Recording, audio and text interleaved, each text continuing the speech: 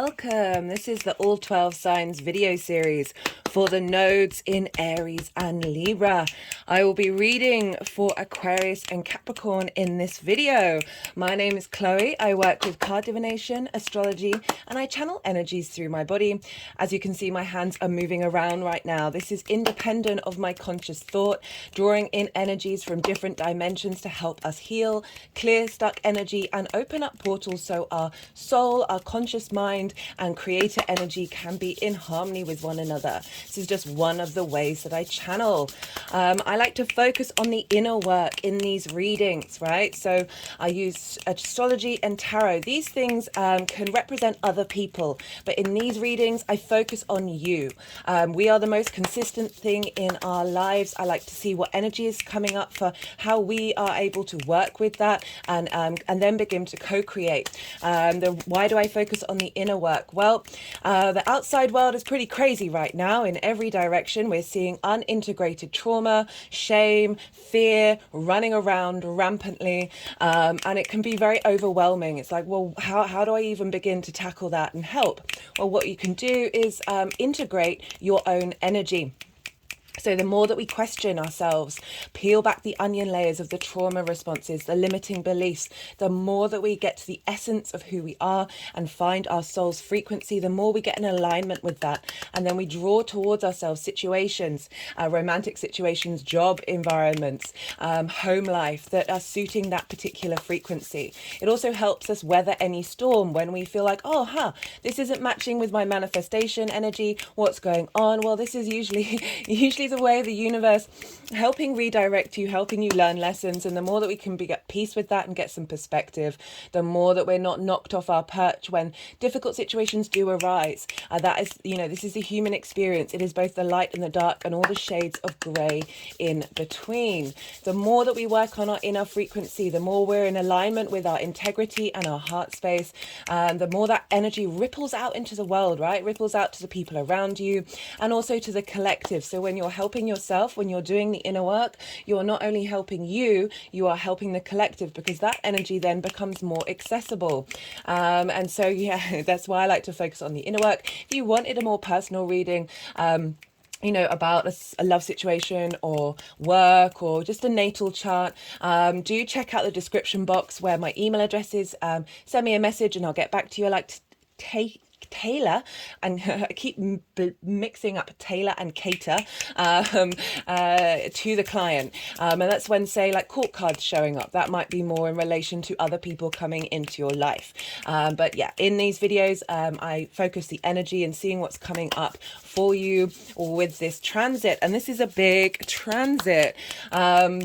I talked in part 1 about the Aries North Node aspect. I pulled some cards for that for us collectively. That was a beautiful message of finding independence and autonomy but still operating in the collective. In this introduction, I will be pulling cards and talking about the Libra South Node side of it. In each introduction, I will be bringing in different themes and aspects around this transit. This is a big one, starting a new 18-month cycle. Eclipse cycle for us all. Eclipses represent big karmic energy and big new beginnings, big endings. But overall, regardless of the eclipses, wherever the nodes are, we're going to have a focus in that area of our chart.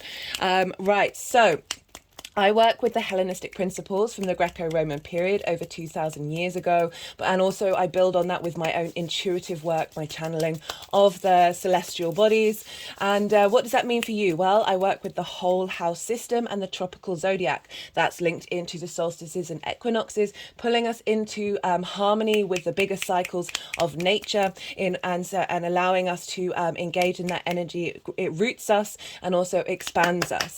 The whole house system, so each sign falls in the whole of a house, and I recommend, if you know your time of birth, checking out your rising sign first. This is the first house where your ascendant is. All the astrology will be linked into that sign being the rising sign. This doesn't invalidate you looking at your sun or your moon or even your Mars and your Venus, because we're dealing with Libra and Aries here, or any other sign in your chart.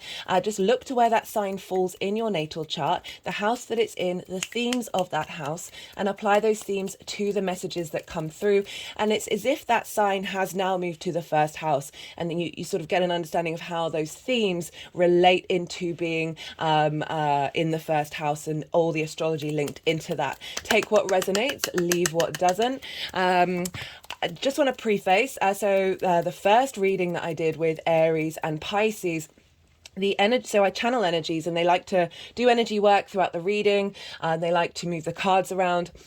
And it was really quite intense, actually, in that first video. They really wanted to do a bigger picture with the storytelling of the cards and moving energies around. And this is often how my personal readings show up. It's sort of a very complex, long situation where they're just moving things around. It might not even make sense. Do bear with me during that process. I'm going to, if it comes up again, because we are dealing with eclipse energy, right? So it's big energy. If it comes up in any of the readings, I am going to let that happen, and it might be times when I'm just really quiet because I'm just letting them do that process, and just bear with me during that. I'm gonna try and timestamp, so if you don't have the time to skip to when I start talking, but occasionally like intuitive hits will come up while they're doing that, and I'll be saying that during. I am so aware of how precious your time and energy is, so do understand that I am very conscious of that, and that, like, I think the readings yesterday, they were about an hour and a half long, and I'm not surprised. This is a big transit. This is a general reading. I will be pulling cards for what's showing up in the North Node, what's showing up in the South Node, as well as the square with Pluto, which is one of the major aspects that these nodes are going to be making in their 18-month cycle. And then the final pile will be how this energy is manifesting moving forward. The eclipses, obviously I do lunation videos, so I will be pulling cards for each of those particular eclipses. So do come and check back in for those lunation videos. Yeah, so that will give you a sort of a broader understanding of what's going on with the specific eclipses in general. Thank you all for being here, new and returning viewers alike. It means a lot to me. As I said, I do value your time and your energy. I know how precious that is, and I appreciate you sharing that with me a lot. It's an honor and a privilege. My hands have just gone over my heart chakra. It's an honor and a privilege to read for you all and to see what's coming up. I like to give as much context as possible, all the cards on the table, for us to make informed, autonomous decisions of how this energy is showing up, right? Sometimes it can be really difficult. We're dealing with eclipses. This is big endings, culminations, and big new beginnings. So sometimes this can be very dramatic. It all depends on where your rising sign and how this is affecting your first house. You know, it can be squares, which can be more manifesting in the world. It can be trines and sextiles, which are more free-flowing energy. So it all depends on what your rising sign is. And then obviously, like if you're checking in for your sun or your moon, you know, that's going to affect that in a different way as well. So that's why it's kind of, I mean, I love looking at all the signs, because then you get a holistic, full understanding of how this transit is affecting absolutely every area of your life. Because astrology is very nuanced. Energy is very nuanced. It's sometimes it's both simple and nuanced at the same time. We're here to work with paradoxes and be comfortable with that. What else did I want to say? I think that's everything for the little summary. Right, so I'm going to start talking about Libra. Okay, the South Node in Libra. Right, well, Libra energy, this is the social air sign. So this is the second air sign in the zodiac. It's ruled by Venus. The tarot card linked into Libra is justice. This is about balance. I like to think of Libra as the social warrior. Libra wants everyone to have a space at the table. It's incredibly powerful, very good at its cardinal energy, likes to instigate things, instigate social environments, instigate conversation as well, and getting things to be in harmony and flow with one another. You know, all signs have their higher vibrational frequency, as well as lessons that we need to work on and learn to integrate. And one of the things that really crops up with that Libra energy, because it is Venus, she wants to harmonize, she wants everyone to be connected, have a sense of appreciation and value. And sometimes that can mean that the Libra energy then is facilitating that, but can often forget to express their individual space. There's an element of people pleasing with the Libra energy, and there's are wanting, you know, the diplomats. Libra energy is very much linked into diplomacy, and that can be wanting to please everybody, and not necessarily being able to be forthright in your own agenda, in order to get as many votes as possible, right? Bill Clinton had a Libra stellium. We just got the Page of Wands in reverse. And so, you know, wands are fire energy. So this is kind of the the need to bring, and so Aries is fire energy, the I am, you know, the opposite of Libra, you know, that's more the spiritual warrior of expression of self. And we need these things to be in balance. And this is the wonderful thing about nodes is not to look at these aspects as separate from one another, but find a harmony between the two. And the Page of Wands in reverse, this is a difficulty expressing the self, right? You know, pages are very useful energy. They've just got a hold of this element. They want to express their passions. They want to express this creativity, this ambition, this drive, this movement, this momentum. And the Page of Wands coming up in reverse is saying that there's a block here.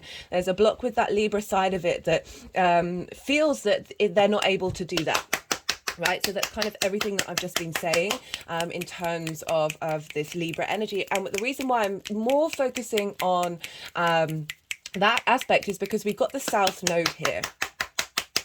Do bear with me. I try and not speak so much when they are clapping so loudly, because I do appreciate you might not be able to hear over the clapping, but this is just part of the energy transfer. These energies are very sort of subtle energy working on the quantum field, the atomic level, that are helping us process on the unconscious space, right?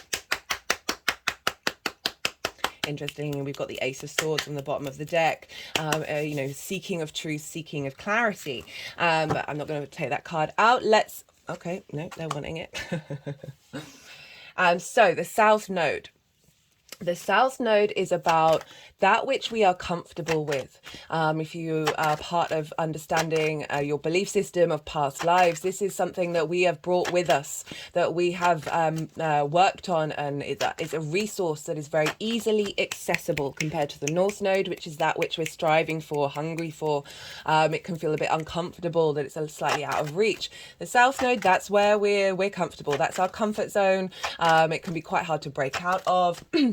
But the South Node moving through Libra is asking us to refine, to purify, because, you know, when we know something very well, we're able to break down the small details in a lot more nuanced way. We're able to find those things that we need to let go of and we need to transmute. There's a sense of refining what we're doing.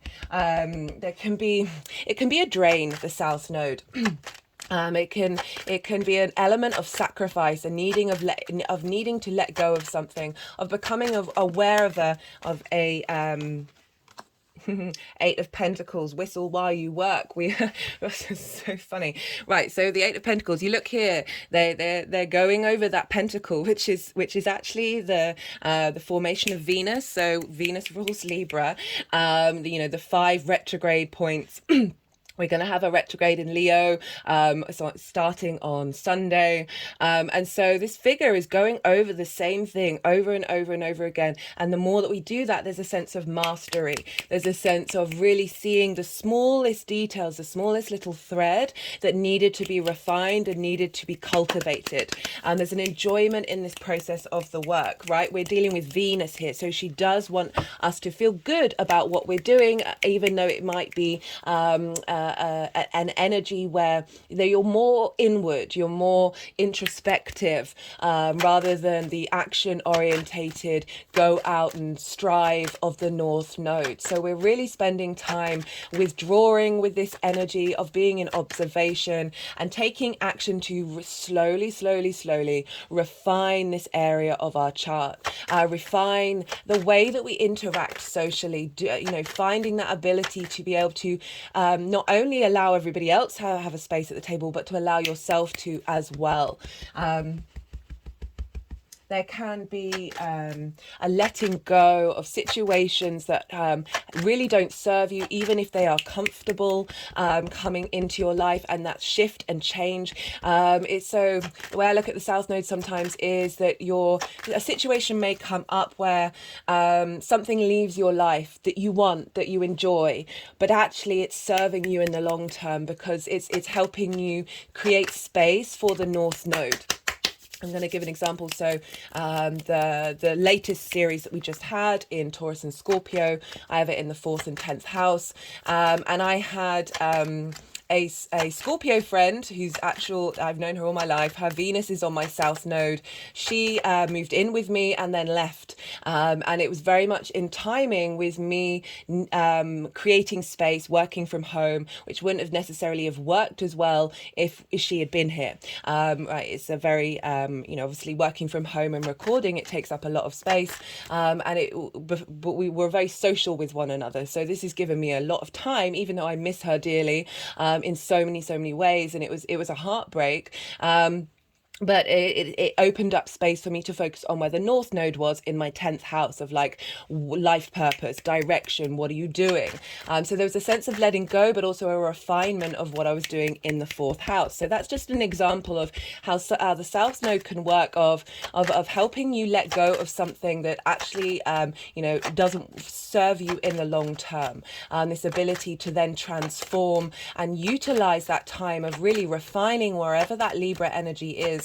And allowing you to find balance and find this desire to engage in different ideas and find pleasure in it. But the main message that I've been getting with this Libra energy is the cancel culture that we've been in for a while now, and how it's actually, in my opinion, so this is my opinion, and I might lose people by saying this, but I have throughout my whole life, whenever someone has done something that might be outside of the social norms, Libra energy, outside of convention, this thing that connects and harmonizes things, when somebody breaks out of that and does something that would be societally frowned upon, my first thought is always, what happened? What happened for that, right? I'm very much a proponent of trauma begets trauma, or situations cultivate certain expressions. Yes, we can make decisions to move around that, but there's always I've always been frustrated with people getting dismissed very quickly and then isolated and abandoned by society.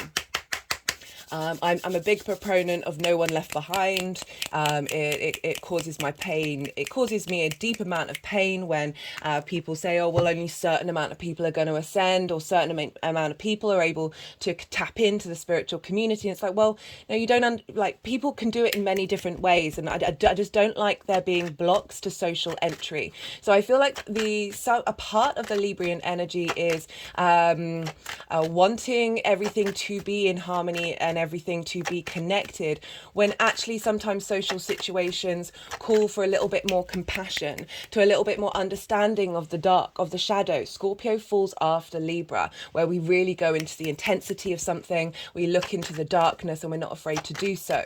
That sometimes we're prioritizing the social environment over the fact that the individual might have a reason or might have a hurt around why they've done such a thing, and kicking them out of the tribe is short-sighted, in my opinion. That is, I've always been like that. I've got controversial opinions about Michael Jackson. I've got controversial opinions about R. Kelly. I've got controversial opinions about Louis C.K. Recently watched a podcast with him in it, and he was just having a conversation with another comedian, and they were talking about their youth and sort of the emergence of sort of sexual desire and all of that.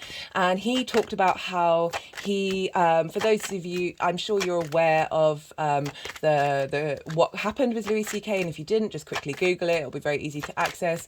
That he talked about how he shared a bedroom with 3 sisters, and he was very, very aware of as a young age of masturbation and being caught, and how intimidating and scary that was. And I was like, bingo, well, there you go. That internalized fear turned into something else later on in life. You can go Google it. Our situations from our formative years really do get recreated out in the world, and in our day-to-day practice. And I'm not denying that any pain felt by anybody in a situation like that, and we all have our own realities and the way that we engage with them. I just feel that shutting people out of the tribe, and not understanding the nuances of a situation, just doesn't serve us in the long term. Right, so we've got this contradiction between Aries, the North Node in Aries, of the individual I am, the complete embodiment of personal experience in the 3D world, with the Libra energy of, okay, wanting everyone to feel good and wanting everyone to feel nice, and not wanting there to be discord in the social environment. If we shame our shadow and we shame that energy, that discord energy, it just gets louder and louder and louder and louder. And that can be the diplomacy of making everyone feel nice. Yes, that's very valid and very important energy, but it shouldn't be at the sacrifice of shying away and hiding from the darkness, hiding from the shadow, hiding from that unintegrated energy that we all have. And this South Node really feels to me that we are going to be working on that collectively. We're going to be able to find this ability to see the truth of the individual spark, right? And understand that like compassion, and there's a sense of of pity with compassion, of you can feel someone's, you can understand that dynamic. Right, what am I trying to say? So compassion rather than empathy. Empathy is about being able to walk a mile in somebody else's shoes, really being able to see their world from their perspective, rather than imprinting judgment or expectations from your own subjective environment onto somebody else's experience. I feel like this South Node is really helping us lean into empathy. I feel like this is further backed up by the fact that we've got Saturn in Pisces. Pisces is all about, and Venus,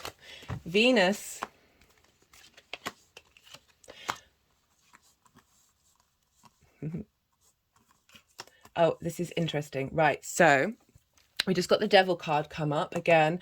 Something that has a power over us, addiction, trauma. There's this sense of earthly weight and actions that we take that may not necessarily serve us. I also find there's great power. This is Capricorn. There's a real honoring the Devil energy.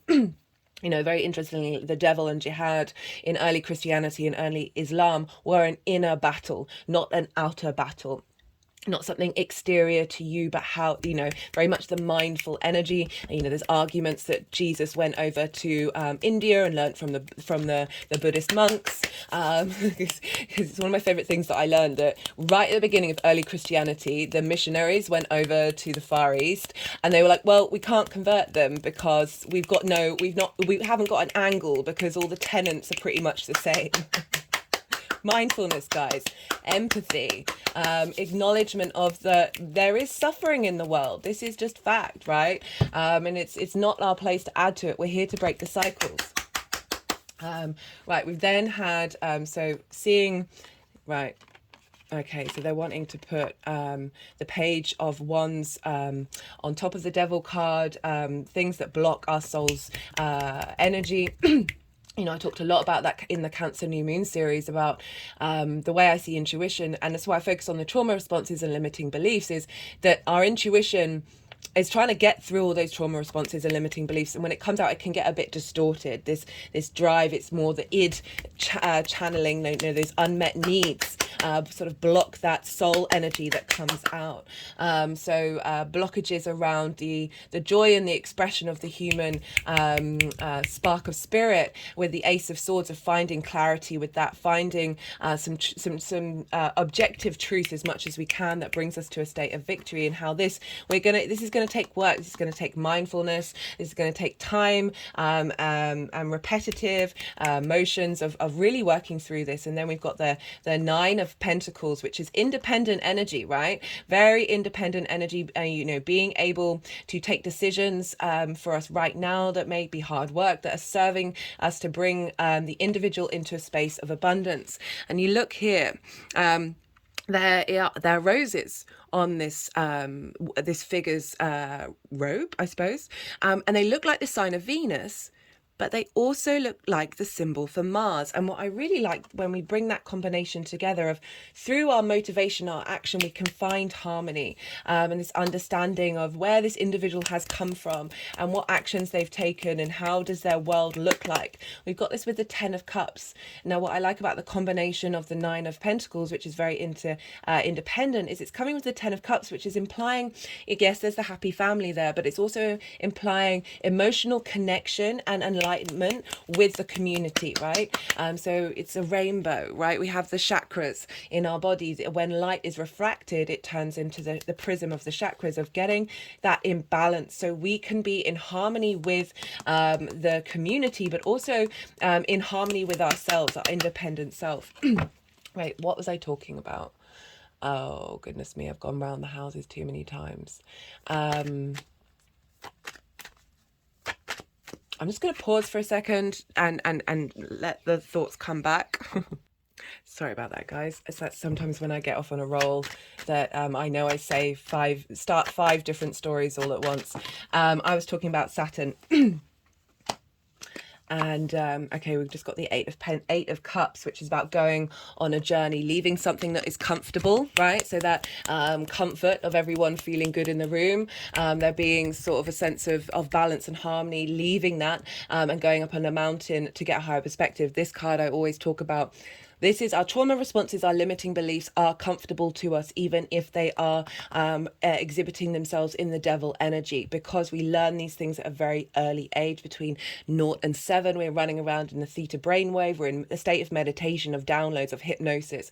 Everything that's going on, it puts core imprints on our unconscious space, governs how the id is going to respond and strive for where our needs haven't been met. And then the ego is then balancing that out in the actions that we take, and that this is a journey. This is a difficult journey. The South Node can be really difficult because you're sacrificing, you're letting go of something in order to get a higher perspective. When we refine, when we go over something, when we spend time in mastering something, that Eight of Pentacles, that's when we are able to sort of zoom out and get a higher perspective based on all of the nuances. We've got the Seven of Cups in reverse. Sort of that internal space. Actually, no, it's making me think that I was talking about the id and I was talking about the early years, that some of our actions are so instinctive that we don't have a choice. And the South Node is going to help surrender that and let us find some clarity. You know, air. This is Libra.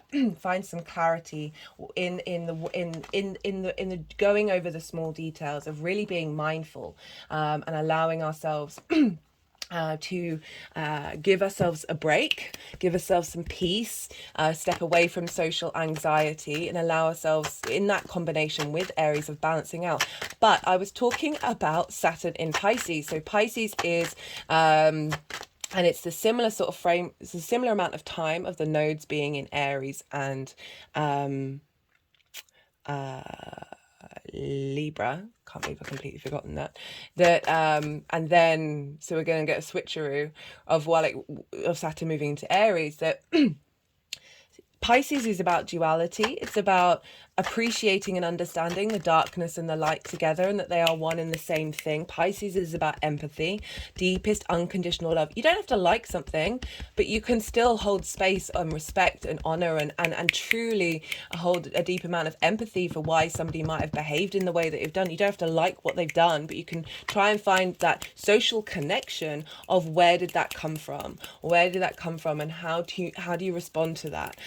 Rather than isolating and separating. That I feel like the Saturn moving through there is helping us not bash the shadow anymore, not bash the ego, not bash the darkness, and help us take a step away from counterculture, and like be able to be open to other ideas and other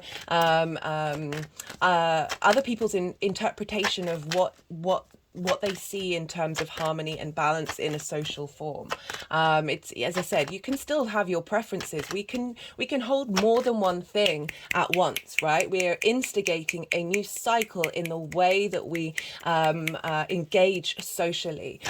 We are instigating, cardinal energy likes to instigate a new dynamic in us being able to find those nuances, find those details, and through that we're able to master this balance, master this social harmony. Just got the Judgment card. This is about elevating every single part of us, a sense of ascension, a raising up of the frequency, and we do so by being in combination with that Aries and Libra dynamic.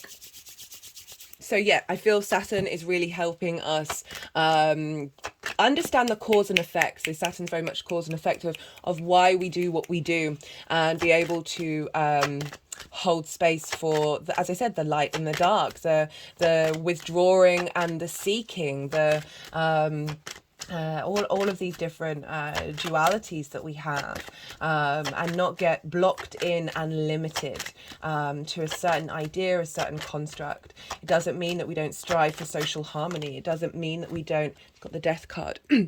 It doesn't mean that we don't seek a bringer of peace.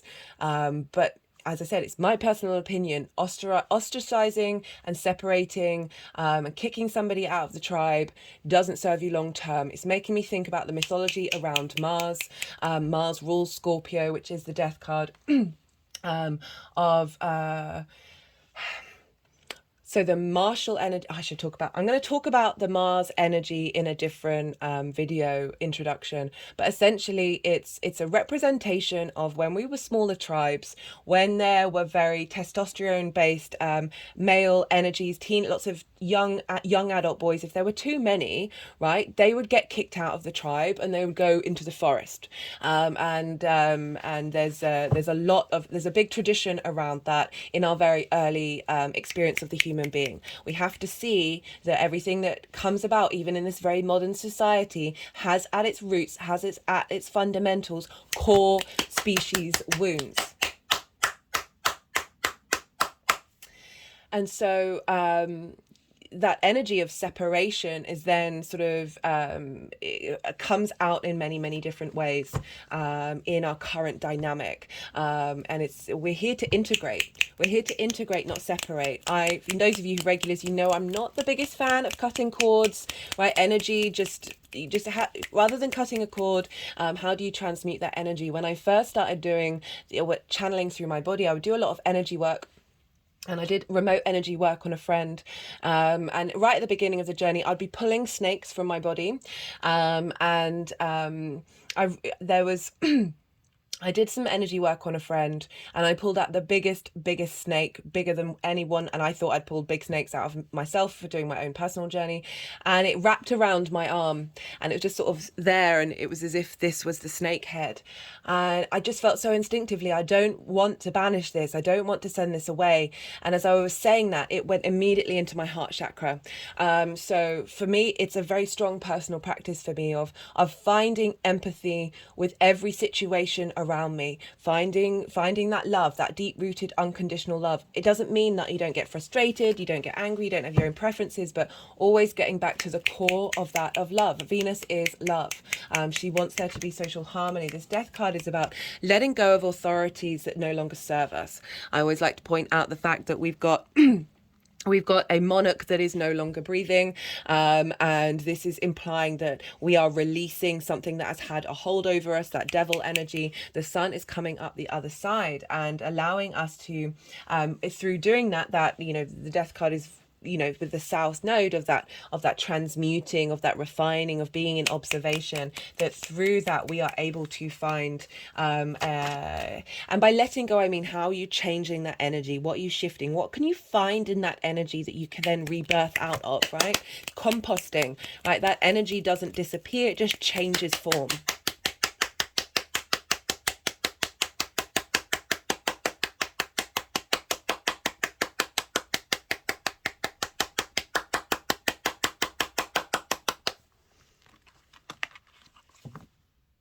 there anything else that I wanted to say?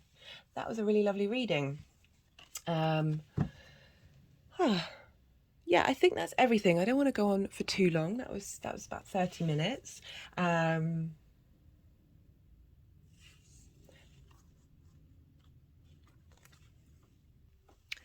We're refining social engagements. We've just got the 9 of Wands asking. So this is an interesting card to come up, of feeling like we're... So I was thinking, so I just paused for a second because I felt like there was something coming through, and I didn't want to be a blank void for a bit. That, oh my goodness, it's gone again. What was it? They're trying to divide us. That's what came through. They're trying to divide us in every single way. Across the board, we're getting smaller and smaller and smaller and smaller and smaller and smaller and smaller. And that this nodal shift feels like the south node is about we're seeking what is lasting, like what is enduring, what is that consistent thing that flows throughout all the changing of times. It's about it's instigating, it's leadership, it's starting social environments, social ideas and social engagement. And we're really spending time we're exhausted, right? We're absolutely exhausted. We feel like we're being battered from every direction, and that we cannot commune, that we're the individual, and that we are so separated by so many different issues. But fundamentally, there's a bigger picture at large, right? There's this I don't want to get too conspiracy theorist, but it's just heartbreaking watching all the diplomats, watching all the politicians doing what they're doing, and how short-sighted it is, and how it's creating this environment where we feel exhausted, having constantly feeling that we aren't in communion with one another, and we're spending time reassessing, reworking what those social dynamics are and how we engage in them, and finding commonalities, finding a sense of unity with us all rather than that separation. And meanwhile, the Aries North Node is helping us be able to express ourselves without denying other people's realities. I feel like that's a really important way of engaging with these two. Like with the North and South Node, we've got to work in harmony. They've got to work in harmony. We've got to be bringing that into balance. They are both supporting each other. And so we may all be collectively spending a bit more time not necessarily being social butterflies. We might be more of being like, okay, well, what do we really need in the long term that's going to facilitate you and facilitate your environment, rather than a element of superficiality of wanting everything to be fine. Okay, we're going to be spending time being more aware of how certain dynamics are trying to fundamentally break down that social harmony. Right, let's think of the big picture. One of my phrases is, don't hate the individual, look to the systems.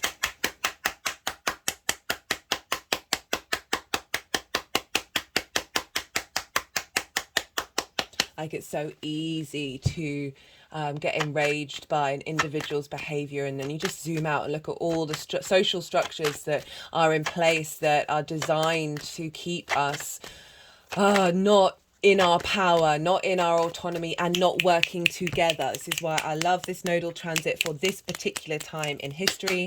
I think it's incredibly important for us all to find a sense of harmony of this, because we are incredibly powerful.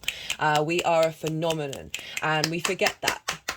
We forget that the powers that be don't, and they are very aware of what we're capable of if we united under integrity and like core themes rather than the smaller details, right? It doesn't mean that those small details and that expression of the individual isn't valid, but it shouldn't block us from engaging with our community. It shouldn't block us from engaging with absolutely everybody you come across, and showing love and empathy and respect as well. Like, that's such an important part of this. Okay, let's see if there's one more card that wants to come out for this Libra South Node energy. I mean, to be fair, the spread is pretty comprehensive, so there might not actually be anything else that wants to come out. South Node energy. Right, so this is very karmic, you know, bringing in resources that were once available to you in past lives, that are now become more accessible, bringing in relationships, people in your life, situations in your life that provide you support in this journey, in this refinement, that you've had kinship in the past.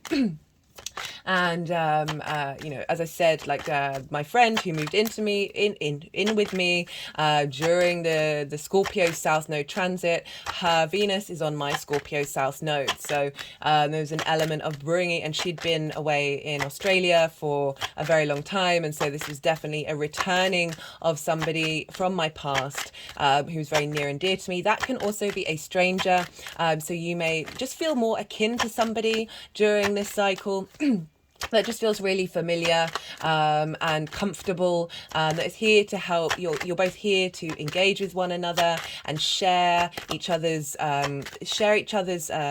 refinement, and help facilitate each other on your journey. I'm thinking about when I had the South Node in Aquarius, someone who I knew but wasn't very close with came into my life, and we both have Aquarius moons, and were able to sort of help each other through a very healing journey that we needed to go on. So there is this element of support coming in from the universe with the South Node, with people from past lives, or past lives and people that you used to know. It can also be relationships as well. I would always be mindful of those situations and make sure you spend your time before launching into something like that, because the South Node is about letting something go. So it's helping you learn a lesson that needs to be transmuted. So it could be a mixture of what those relationships are and how they show up for you. So just bear that in mind. But it can also very much be somebody from a past life that comes into your life, and that's a long-lasting commitment. It's all gonna vary, and just be mindful. Okay, they've put the deck down, so that's everything. Just be mindful of that energy showing up, and also be mindful of the element of the need to sacrifice something, as I talked about earlier, and in order to open up a more longer term trajectory.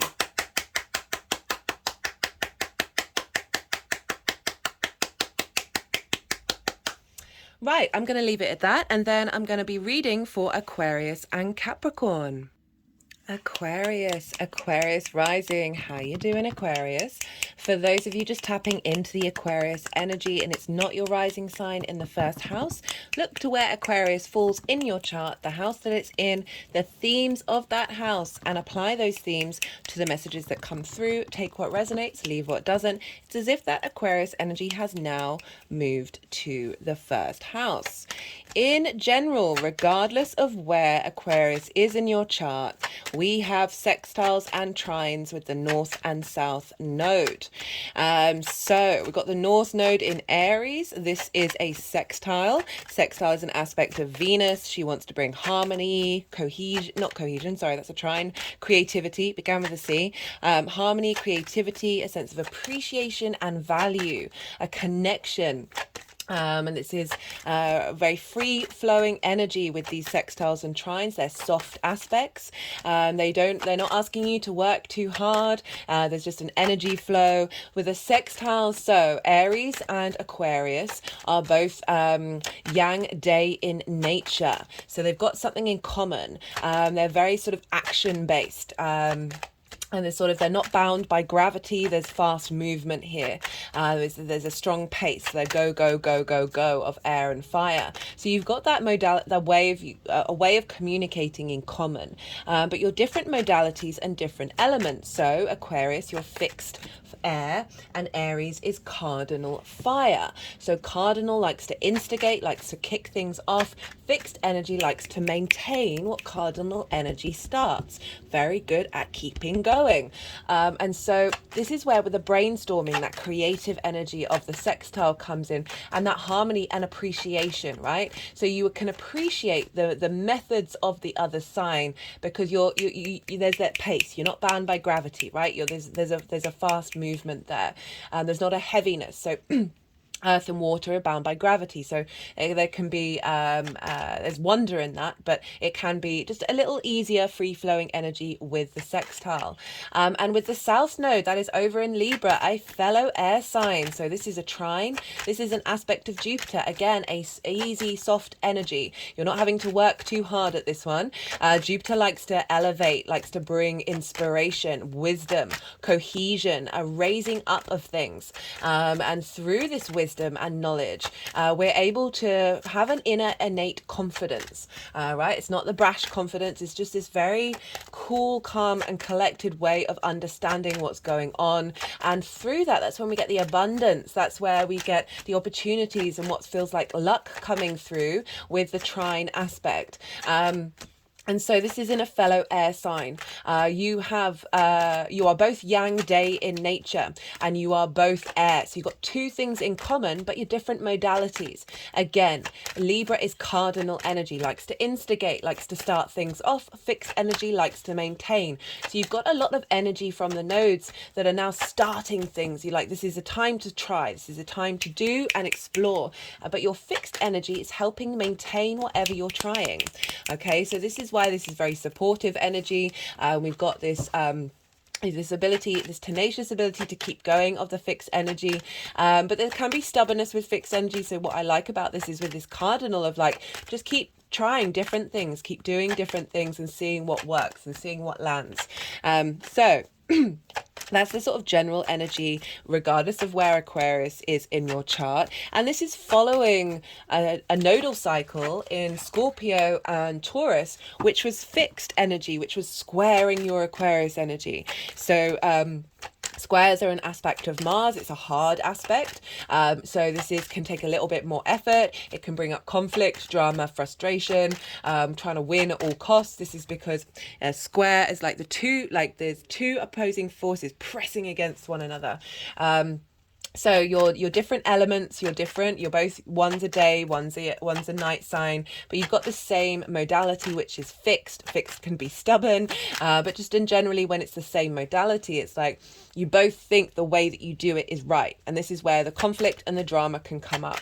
However, when we get these things to work together, this is when we get friction. This is when there's big manifestation energy with the square. So there's been intensities for the last 18 months with that Taurus Scorpio cycle wherever Aquarius falls in your chart, and now we're moving away from that very manifesting energy, but what kind of been like separations, drama, conflict. Now where we've got some free flowing energy, we've got Jupiter and Venus, the two benefics, right? They really want to help you out. It's not the school of hard knocks of Saturn or the potential conflict and drama and change, dramatic change of Mars. So we're moving into calmer waters with this eclipse cycle for you, Aquarius. Aquarius rising, right? So the North Node. Oh, before I kick off, I said in the introduction, but I'll say here in case you missed it. If you missed the introduction, I recommend checking out all of the. So I'm doing different themes in each of the introductions. Part 1 was Aries North Node. This one was the South Node in Libra, and I'll be doing different themes throughout. So I do recommend it. But what was I going to say? Oh my goodness, brain dump.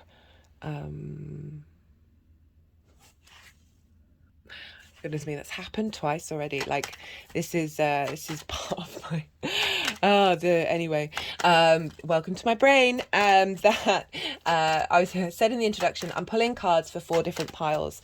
The first pile is going to be the North Node in Aries. The second pile is going to be the square to Pluto, which I'll talk about later on.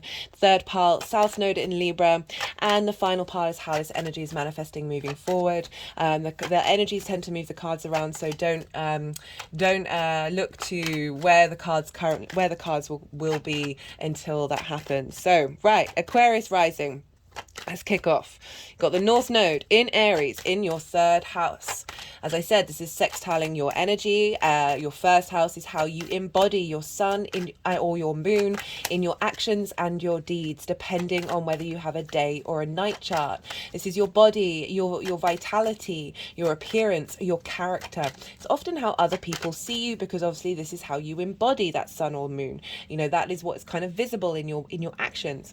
And so we've got this sextile over in the 3rd house with this North Node, what we're striving for, what's being magnified at this time. Right, so the North Node will be magnifying that whole house, and if you've got anything in Aries, it'll be magnifying all of that for the next 18 months. Like, we're being called to draw towards this.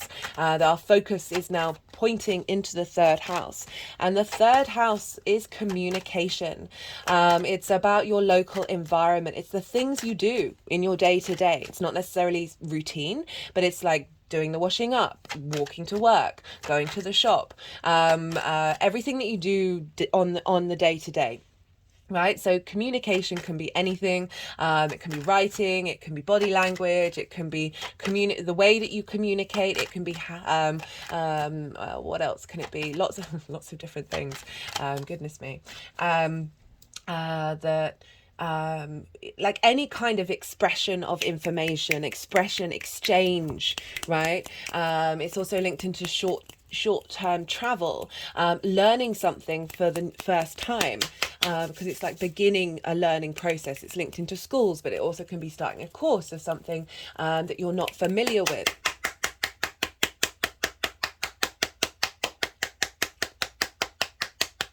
Or something that you're slightly familiar with and you wanted to actually do an actual course rather than sort of perhaps your own learning from it. There's a sense of structure there. It's also the house of the goddess, which I love, right? So this is opposite the 9th house, and I'll get to the 9th house where the South Node is. So the house of the goddess is, so the 9th house is how our big picture philosophies, right? And that's the house of the gods. The 3rd house is the house of the goddess, where we bring those big picture philosophies into the things that we do on a day-to-day basis. So it's finding meaning and depths and spirituality, or connection to religion, or connection to nature or science, or whatever it is that are part of your big picture philosophies. You're bringing them into your day-to-day. You're just finding a little more depth in your day-to-day. We've also got a striving for going out in your local community, of engaging in the local community. It's also the 3rd house is where the moon finds her joy, right? So she loves being in the 3rd house, and we're dealing with eclipses with nodes. So all the lunations, all the eclipses that are happening in Libra, as well as in Aries, because it will be opposing the South Node. Remember, these two energies, the South and North Node, they are in opposition with one another the whole time. So they are linked. And we are constantly striving to find balance between the two. And this can be highlighted by one part of that area of our chart bearing witness by its exaggeration on that which we need to work on in the other. Right, so you're just getting you'll have a lot of support from the moon every time we get a moon in Aries, because that's where the moon loves to be. And so there's an ability to tap into the rhythms, right? The rhythm of the moon, our emotional needs in the way that fulfill a sense of meaning and emotional connection in your day-to-day. as I said, like, so this is so the North Node here, really working out how you want to express yourself. If you write on a day-to-day basis, if you want to start videos on a day-to-day basis, or just any way of communicating something, journaling for yourself, this is a really great time that you'll be called to do that kind of thing. You'll be called to work and question and find depth in the way that you communicate. This is an expression of yourself, very fiery energy.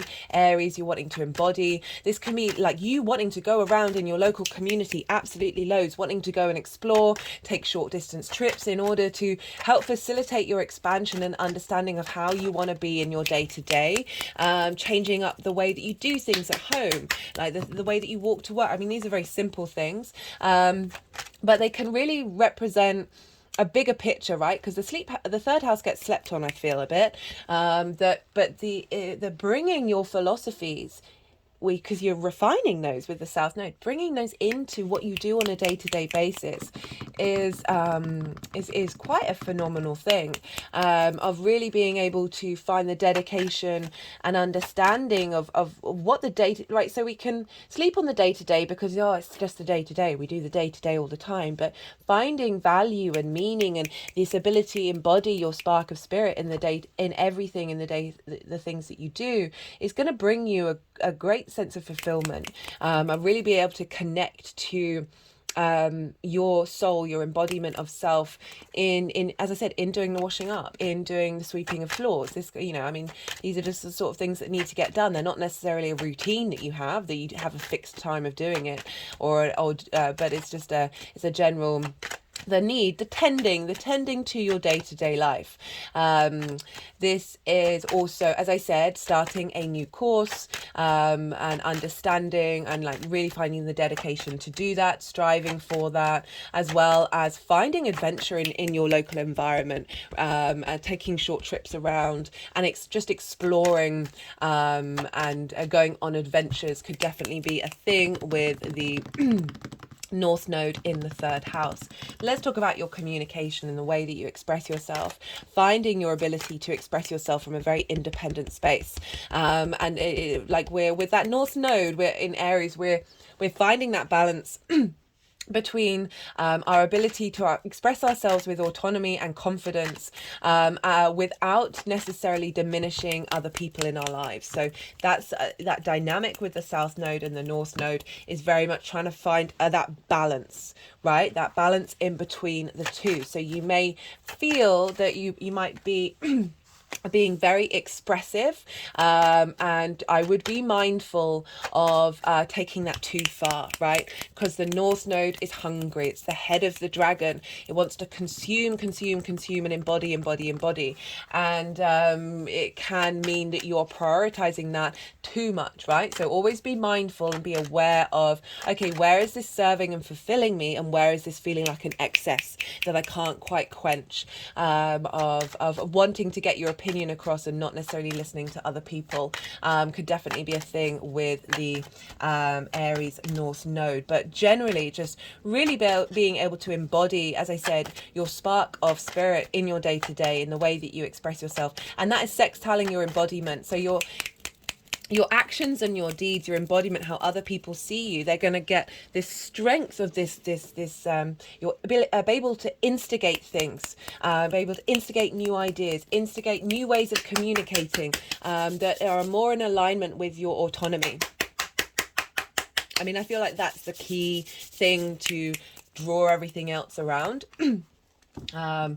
Aries wants to embody its experience for itself, right? It can be very independent. We're dealing with Mars here, and so, you know, it's not necessary. It's you not necessarily. Oh, two aces. You not necessarily needing the support from other people, and helping that liberate you from, I'm just thinking of wounds around communication, that there might have been blockages. I mean, it's showing up in the cards so far, but we don't know where these cards are going to go. That there is a sense of transmuting blockages from you to be able to express yourself as an individual without feeling that your or autonomy is free to express itself. So with that Aries energy, it's like not caring in the best possible way whether people are going to give you space. It's about finding that balance between wisdom and confidence. We've had Jupiter move through Aries, which I think has been a blessing for all of us, right? Aries can be very brash, can be very blunt. I love Aries energy. There's very few masks with Aries, so you know where you're at, right? Like you're not having to second guess things. So you finding confidence and understanding, pulling back the masks in the way that you may express yourself that may have been limiting and blocked. We've got Chiron there, which Chiron's been there for a while, moving through personal wounds linked into the way that you express yourself. And this North Node is helping you is exaggerating that Chiron energy. And so it will be essentially from now until mid-June next year, the nodes are the North Node is going to be 10 degrees around either 10 degrees either side of Chiron. On the 19th of February, we're going to have a conjunction at 16 degrees of Aries. So Chiron's energy, Chiron is the wounded healer. I talk about the mythology of Chiron in the Libra full moon video. I'm going to put the last 2 Aries new moons that we've had, which I will talk about later. They were a big deal.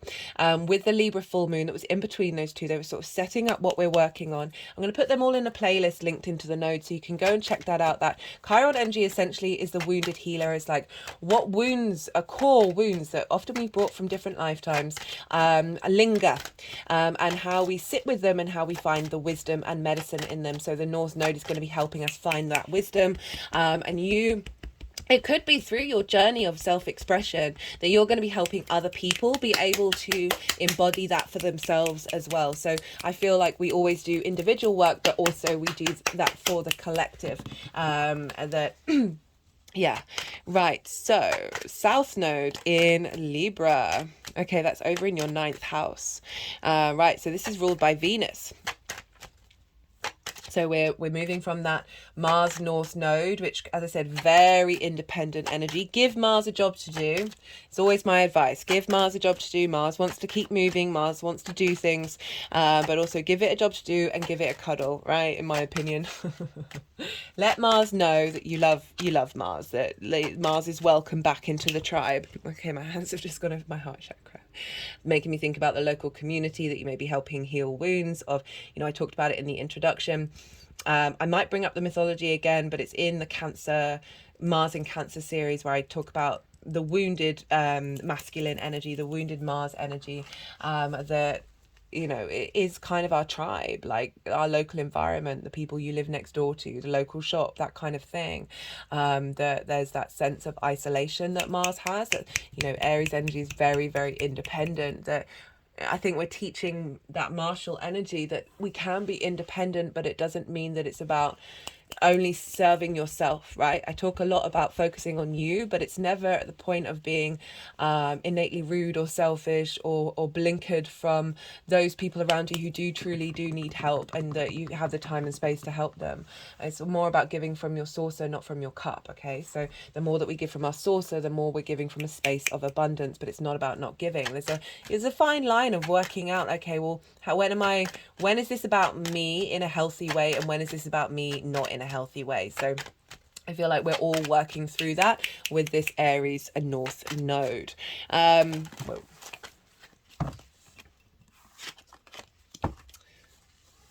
Okay, they wanted that one. We just got the collaboration card, as I was talking about letting Mars know that it's not out of the tribe.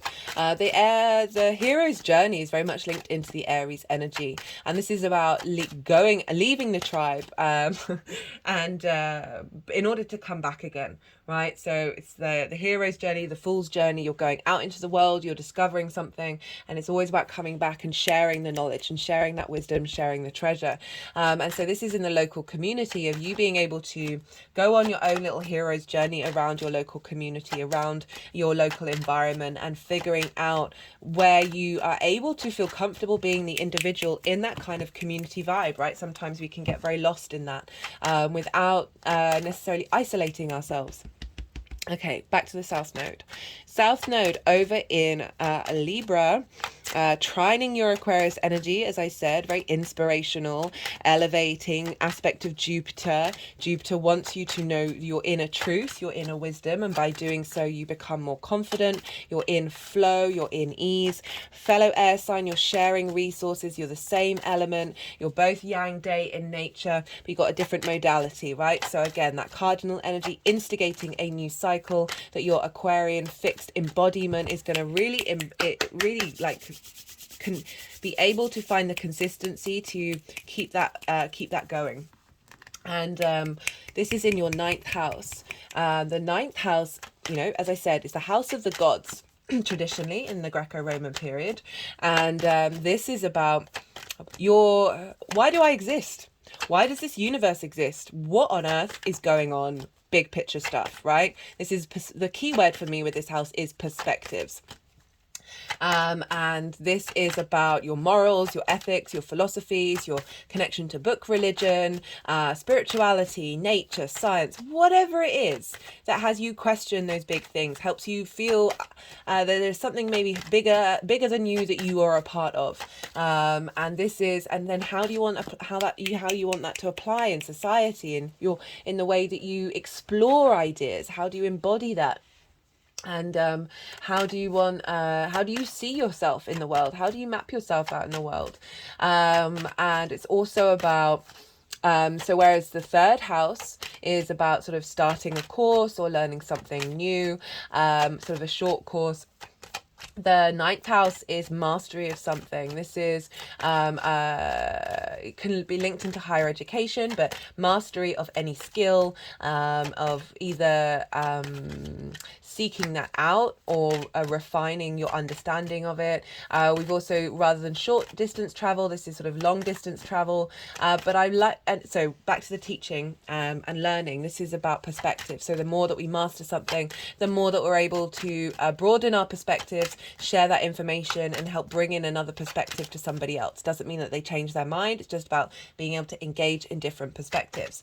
And so that the long distance travel is, used to be called foreign travel, but for me it's very much about, it's about moving somewhere for a longish period of time in order to broaden your perspectives. But for me it's like living somewhere that is unfamiliar to you. So it doesn't necessarily have to be a different country. It could just be an environment.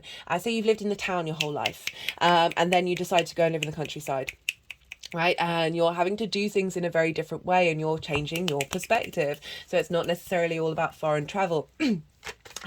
Again, all about perspective, this one. Can be a very spiritual house, having the south node in Libra, right? So Libra, finding balance and harmony with different perspectives, like really being at peace with engaging with different ideas, finding connections between the two, wanting to bring them all together,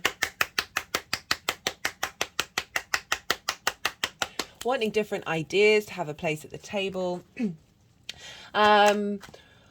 You know, it could also be, I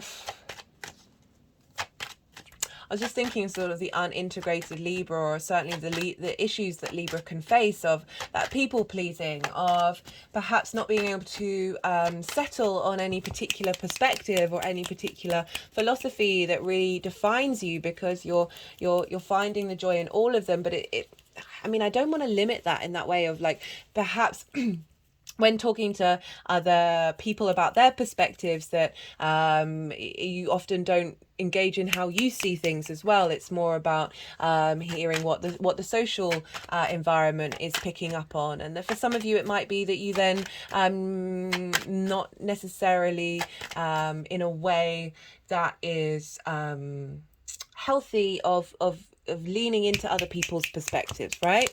I mean, we all do that. We all get very influenced by other people. That Libra energy is very prevalent. We're very tribal. Like we get other people's energy, can be very absorptive.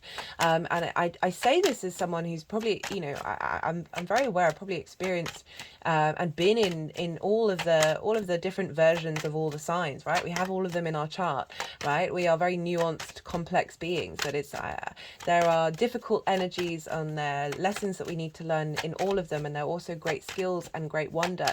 Libra is the social warrior. This is about, you know, really seeing very clearly where people's where there is an imbalance in what people need in order to be in harmony, right? It's a phenomenal sign. Please don't get me wrong about but it is there also that energy of self-sacrifice for the good of society. Okay, so we need this imbalance, with this Aries energy, and this is obviously what's happening over the next 18 months. So having the South Node in your ninth house, what does this mean? Well, refining your perspectives, receiving, so it's very spiritual. So the South Node can often bring us resources from past lives that we are comfortable with, that are broadening our ability to refine and go inward and purify. And I mean that in a way of like really resurrecting and finding all those nuances that we in this space that we gain wisdom and benefits from that South Node of resources coming in from that we've engaged with in past lives, or people that we've met in past lives that come along that feel very comfortable, that help us refine our perspectives, help us figure out, okay, you know, how do I see myself in the world, right? How is this important? How do I want this to work in the long term?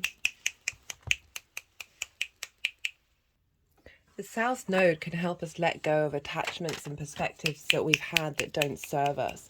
It could be that you've wanted to go traveling, but actually you've had to be in your local community, and so you're letting go of something that you think you want rather than what your higher self, cosmos, knows that you need, right? So there can be limitations with the South Node. There can be a sense of sacrifice, of letting go of, as I said, something that you think you want but actually isn't what you truly need. So this can be as I said, you know, perhaps wanting to travel or letting go of perspectives of how you see yourself in the world, and how you map yourself out in it, and through that refinement you're able to truly come to a deeper understanding of what those perspectives are. Things may show up in the third house of your local community that help facilitate your perspectives, right? So it goes both ways. Do you remember that what we're striving for in the third is going to be counterbalanced by, okay, let's get this in alignment with our big picture philosophies, right? How do we find balance between these two? And one thing will often support the other. I talked about in did I talk about that in the introduction?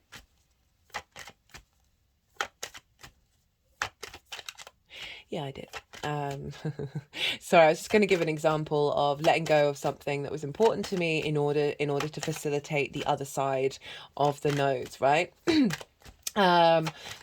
What else? Potentially meeting someone, as I said, from a past life that may come into your environment to help you learn a lesson, help you expand your understanding of your perspectives. It could be meeting someone from an unfamiliar environment that may be linked into a relationship. As I think I said this in the introduction, but I'm going to repeat myself if you've missed it. I would always be mindful with these situations, that it can be both. It can be both long-term commitment as well as helping you learn something in this moment that you need to let go of, right?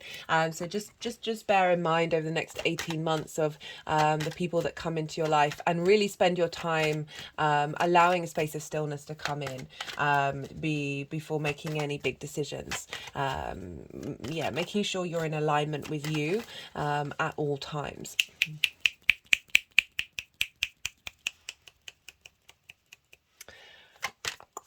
Right, so I want you to think about some dates. So all of this is going to be in the description box, don't worry. So the last time we had the North Node in the third house, Aries in North Node in your third house, was end of December 2004 to the end of June 2006. So I want you to think back to those dates. End of December 2004 to end of June 2006, about what was going on in your life, right?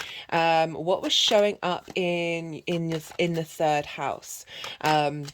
It's just to give you an idea of themes of what was going on for you, and to see what's going to get repeated but in a different way with this cycle. It can be really helpful just to look back in time, and see what's going on for that.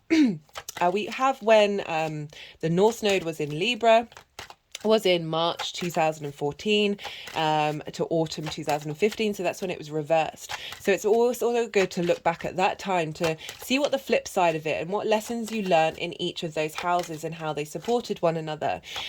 So you may be building on what you were learning, what you were instigating in December 2004 in this cycle, and just helping you get a sort of an understanding of that.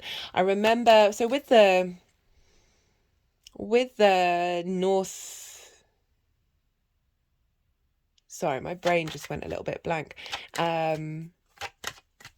you could be with the South Node in Libra, it could be about learning and refining something that you've learned in a previous life. Okay, so that might be, it might be a course, but it's rather than a sort of a mastery of something. It might be a course, but it's actually something that's familiar to you from a different lifetime. So it'd be interesting to see how that might show up as well, because that's bringing in both the North and the South Node at the same time. We always want to look to harmonize these ideas of, through that refinement practice of your perspectives, your morals, your ethics. How are you applying that in the day-to-day? How are you expressing and embodying it? And the more that we bring these into harmony, the less dramatic our response mechanisms are to what's happened, because we're already co-creating with that energy.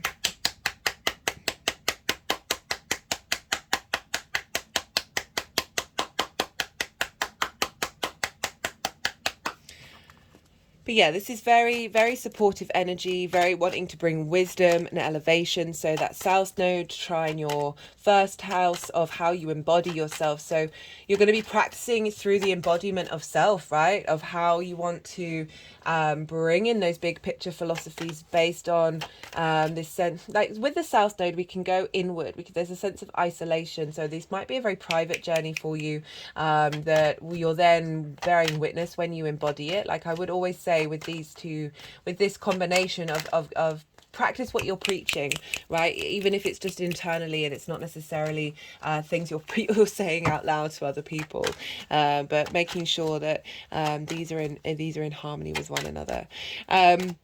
Okay, so let's talk about the eclipses. I will list all of the eclipses in the description box. As I said in the introduction, I do lunation videos, so check in when one of them are coming up, and to get an idea of what the eclipse itself, the singular eclipse, is going to mean.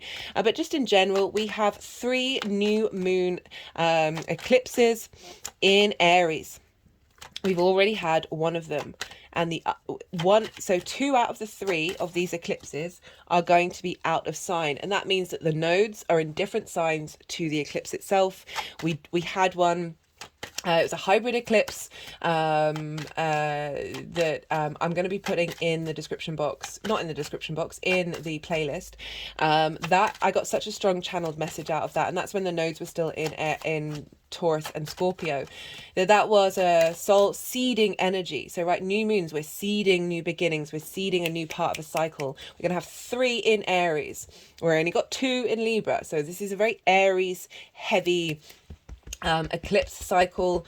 And that hybrid eclipse, if you haven't seen it, I really recommend it for everybody, because it's instigated a whole new moon cycle that we're going through. So each time we've got a new moon, it's building and building and building on that.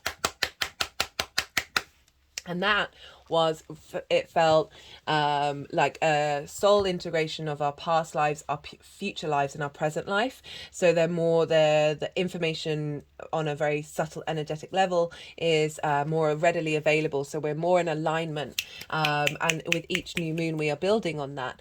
It was very interestingly, after channeling that video, that I went and checked out some other channelers after I'd recorded, and there was a very, very similar energy popping up across the board, and it's always very comforting when that happens, because you're like, oh, I'm not going mad, this is legit. So we've already started this eclipse cycle, even though the nodes have only moved in on the 17th of July. So that's 3 new moons in Aries, 2 new moons in Libra, 1 full moon in Libra, and a very, very questionable full moon in Aries, right? So when you go and look up on the Eclipse website, there is, they say almost next to it. It's on there, but it says almost. So I'm actually really looking forward to channeling the message of that full moon. One second. Apologies, I just had to pause for a second. So a very, very questionable full moon Aries eclipse. So if that's questionable, and then we've got 3 new moon in Aries, like it's a new beginning, new cycle, new instigation without this sense of completion, of an ending, right? And certainly not in the ways that we traditionally look at it. So I'm really looking forward to channeling the message for that one. But it just struck me of how we've got a more Aries dominated cycle here. That Libra side of us is we're getting that really into balance. Like it's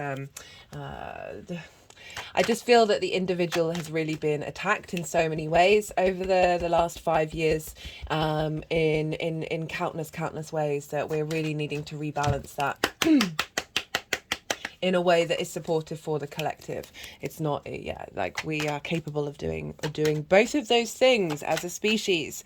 Right, so there are 2 sort of main aspects that that the nodes that the nodes are making in their cycle. So all of the other outer planets are in most of the outer planets are in earth and water signs. Okay, so Pluto's currently in Capricorn. We've got Jupiter in Taurus, Uranus in Taurus, Neptune and Saturn in Pisces. And so we've got a lot of the outer bigger cycles in yin, earth, yin, night signs, earth and water. So we're really being held during this very sort of go action, let's taking so when we've got nodes in yang day signs, it's more an outward experience of what you're doing rather than necessarily things happening to you, although it can be obviously a mixture of both. But we're very much more action based, but we're being really held by this yin water energy, which is, you know, very powerful, long-term deep nourishment that we're receiving from those outer planets, which I really like, because otherwise that sort of Aries energy could get quite hot-headed and could get quite rambunctious without this sort of acknowledgement that there's a lot of other things going on in the sky that is asking us to slow down and be in a state of observation. So I think this is really very supportive. Pluto is in Capricorn, and so from now until January 2024, the nodes and Pluto are going to be in a square. This is very, very prominent in the energy. I'm going to pull in cards for that. And so Pluto, power, authority, magnetism, intensity, this ability to look at fears that are unknown, right? So it's linked into the ancestors, the dead, ruling the underworld.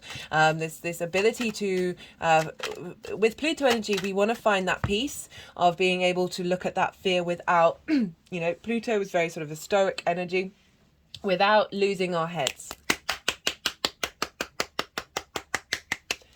And so I say this because Pluto can bring up fear, can bring up worries and stresses. Love these cards, but they are difficult to keep upright. That they can bring it up, and it's about letting that flow through you. If you didn't watch the Cancer New Moon series, I do recommend that, because that was That was just before the nodal shift and was opposite Pluto, and it really felt we got and I'll talk more about that Cancer new moon in a bit actually.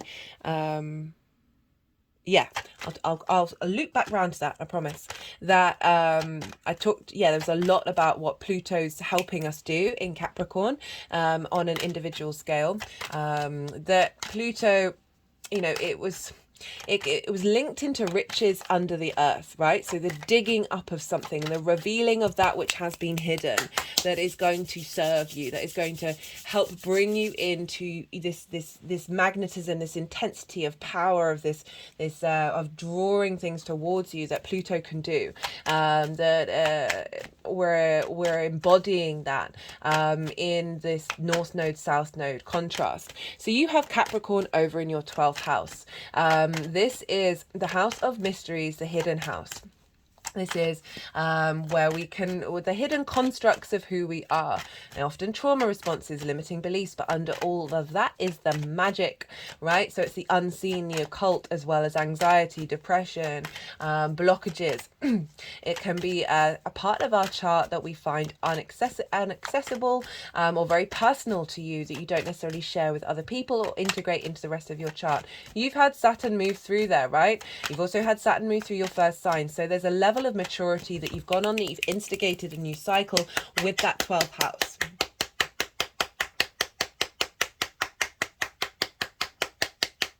Which makes me feel that this Pluto energy isn't necessarily going to phase you in the way that it could have done. And so we have this squaring how you communicate, right? So Pluto is unearthing in the hidden house the resources that you have. In order to the way to express yourself. It's helping you find your innate internal magnetism and power that is helping you understand where you see yourself in the world, and being able to express that in an individual form while also maintaining social harmony, right? So this is a square between the nodes. This is forming a T-square, so we're looking to where Pluto is.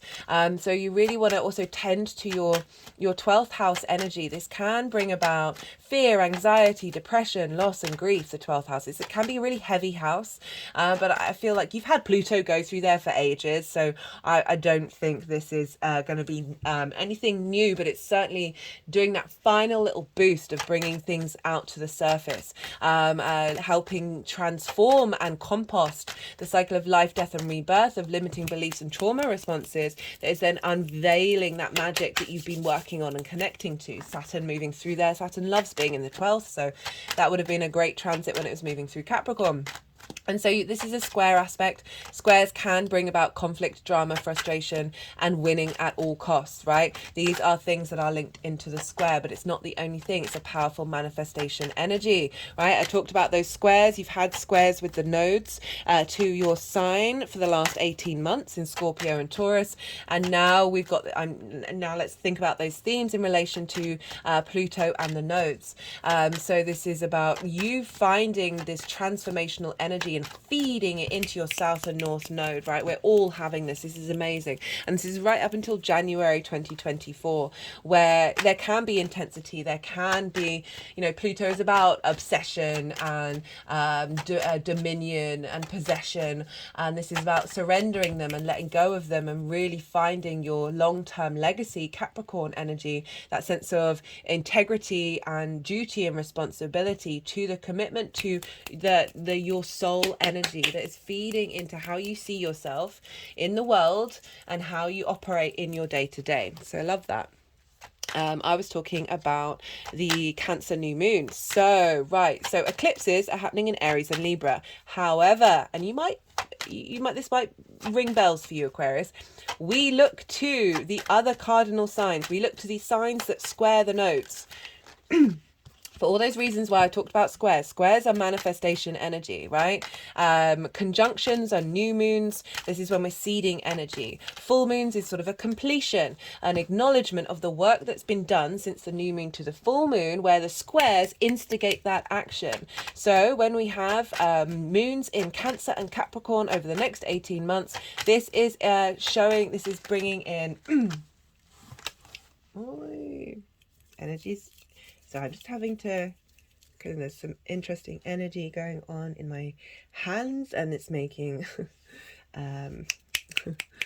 engagement with the deck is sometimes quite funny. So do bear with me when this is happening. They're just going over the happy Buddha.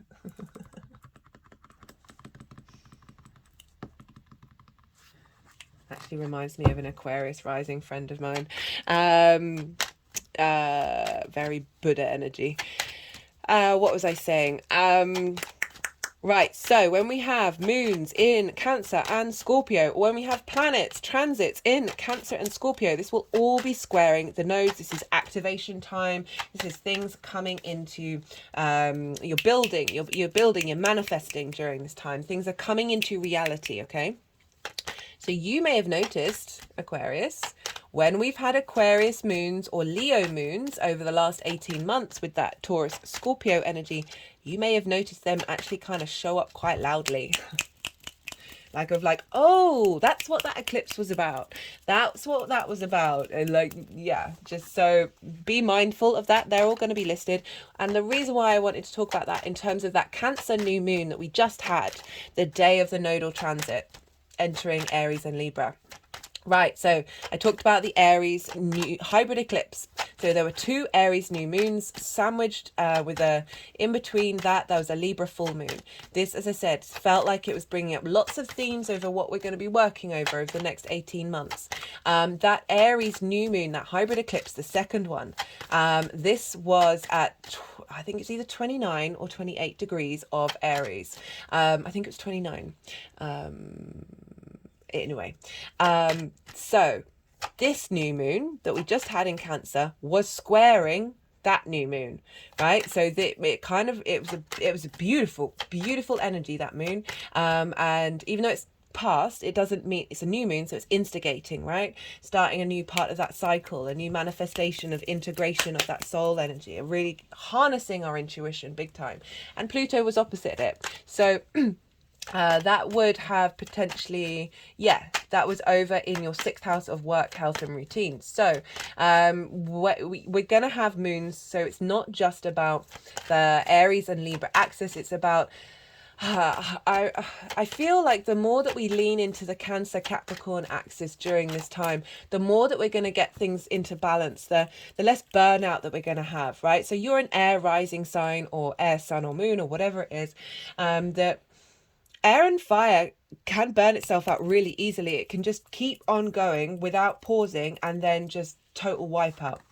So when we lean into the Capricorn and Cancer energy of long-term commitment and emotional nourishment, then that's going to facilitate our expansion and refinement of the Aries Libra axis. Like, it's going to help, balance things out. We're going to be able to, it's not all about go, go, go. We do need that time of rest. We do need that time of meditation.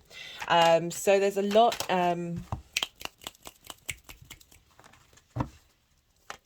there's a lot to look around for. As I said, I will list all of the Aries and Libra moons, and I will list all of the Capricorn and Cancer moons, because they are going to mark pivot points of what's going on. They're going to highlight what's going on. Also, speaking of Cancer, look to where Venus and Mars are transiting during this cycle. Mars rules Aries, Venus rules Libra. Venus is going to be, Venus is over in Leo. In a couple of days, she's going to start her retrograde phase. I've done a whole Venus cycle on that, Venus cycle video. I really recommend it. That energy is wild. That energy is really big, right? It's been overpowering a lot of the other transits energies. And it's right, she retrogrades the least out of everyone, and when she does, it has a big impact. We're starting a whole new 8-year cycle, and for you that's in an angular house, Aquarius rising, or it's opposing your Aquarius energy over in Leo, really recommend it if you've not seen it. That she's governing Libra. So what's going on with Venus right now is influencing what's going on in Libra and what's going on in Taurus. So very interestingly, this new nodal cycle, the rulers are still impacting the Taurus and Scorpio aspect that we've just had. We're integrating that energy. So you're integrating what you've learned of, what you've sort of been transmuting and letting go in terms of the direction that you're heading in your career, finding some deep wisdom and understanding of where you want to be headed, of Scorpio in the 10th house, moving into now a refinement of, with that knowledge, how do you see yourself in the world. You've been striving to find a balanced, healthy, happy roots and foundations, home life, and now with that in place, that development of that, it's still ongoing. We're going to have a Taurus eclipse at the end of the year, that you're now engaging in your local environment, exploring that, seeing what you need from that as well. So it's very interesting that Mars and Venus have been governing us for the last 3 and a bit years. And so Venus is not only leveling up Libra, but leveling up that Taurus energy that you've just been working through. So we've got this counterbalance between the previous nodal cycle and this one. And this is the only part of the cycle that does that, right? Everyone else is broken up in terms of the Jupiter, Mercury, then Saturn and the moon, Saturn and the sun, Saturn and the sun, Saturn and the moon. Right, okay. What else did I want to say? Yeah, look to where Venus is transiting. She's going to be spending a lot of time in Leo, and then we'll be making her way through the zodiac. And so wherever she is going to add themes to what's going on with a Libra. Okay, so you've got a reevaluation of how you find appreciation and value in one-to-one relationships. What does that mean for you? How do you see yourself? And then that's going to influence how you see yourself in your bigger picture philosophies and understanding. So they're harmonizing with one another.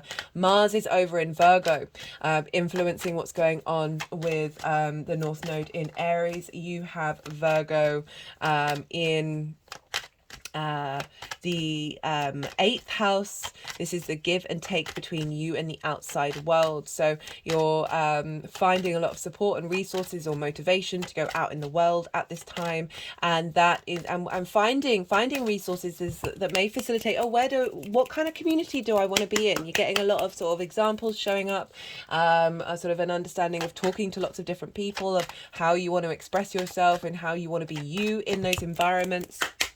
And then Mars will move through each of the zodiac signs. So be mindful of when that shift happens, because it is going to make a difference to what's going on with the nodes.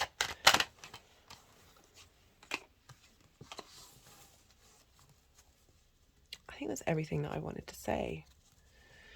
I could talk a little bit more about Chiron. So Chiron's in Aries. Chiron's been in Aries for a while. Chiron was opposite the moon in the full moon in Libra just before the Aries hybrid eclipse. So we dealt with a clearing of social wounds that were preparing us for this nodal transit. And as I said, like from now until mid-June, Chiron's going to be the North Node is going to be exaggerating the energy of Chiron. I say this even though Chiron is a master teacher and helping facilitate us heal wounds and understanding the wisdom of being able to share our wisdom and understand the journey that we've been on. It can be trigger points for sensitivity. And I say this for if things come up that you get triggered of how you're expressing yourself or what's going on, be mindful, understand that Chiron energy is being made really big. There are ways in which if you just give yourself a moment to breathe, of how you want to respond to those things, how you want to work on that internally. With the North Node is something that we're not familiar with, we're striving for, right? And so it can be a little bit awkward. It can be a little bit, I don't quite understand, I'm not quite reaching it. And just be really patient with that, really be so patient with yourself and know that Chiron's there. So there's a little bit more triggering going on here, but in the long-term cycle is really helping you be at peace with who you are. My hands have just gone to the root chakra.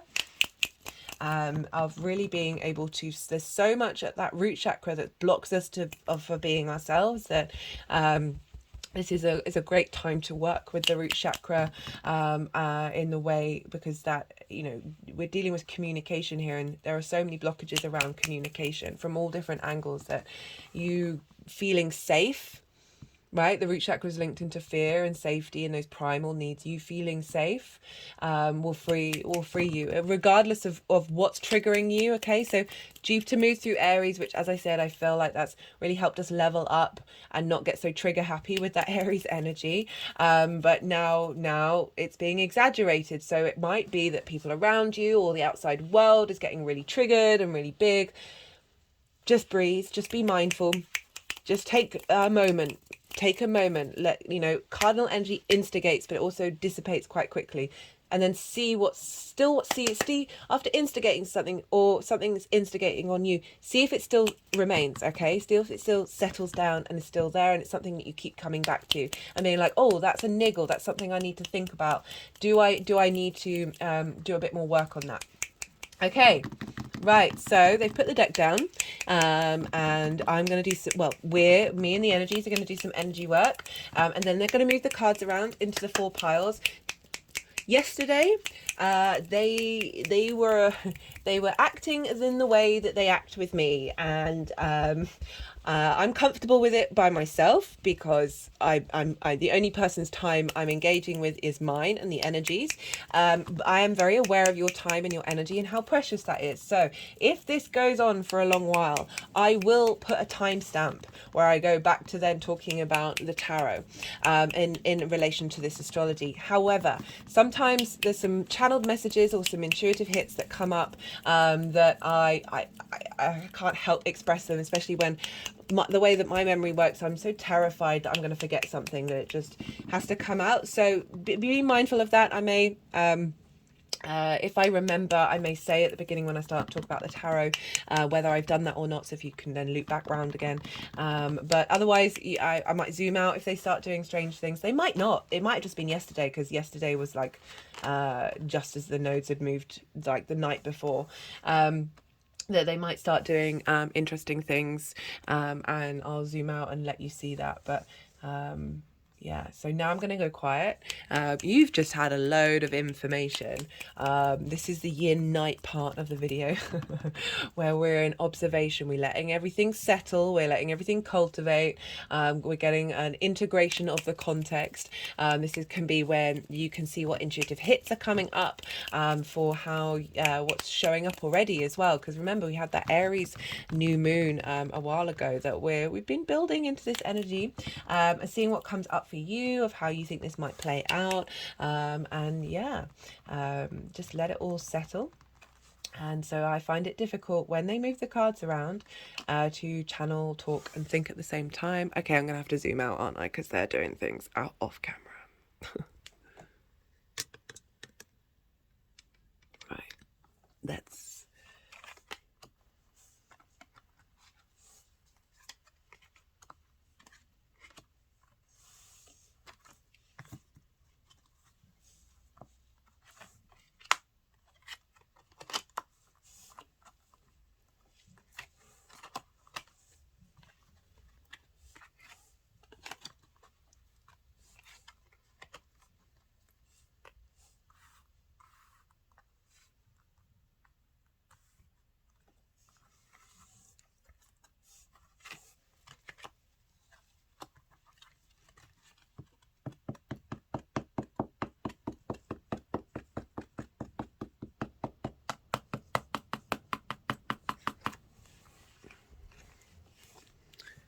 let you know what cards are there.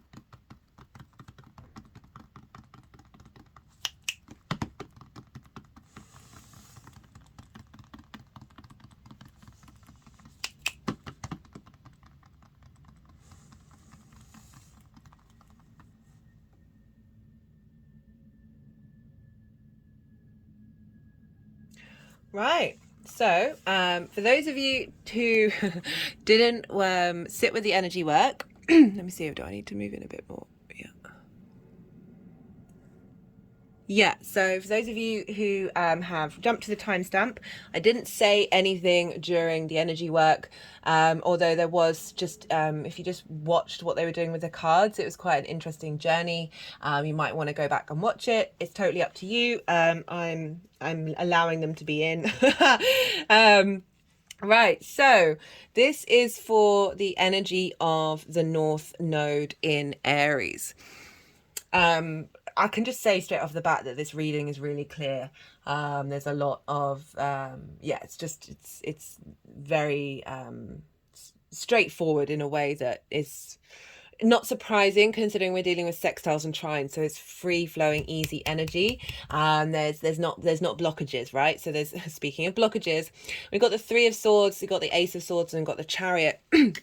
I really like this combination for Aries in the third house of communication. Right, so the Three of Swords and an embodiment of self, or these cards really represent that.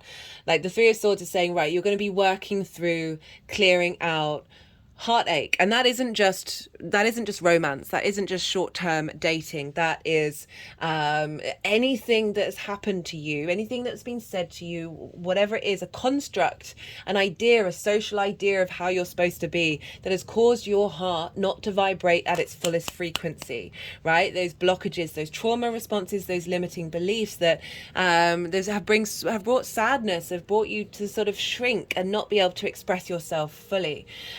They're saying that this North Node transit is helping clear those blockages, because then we've got the Ace of Swords.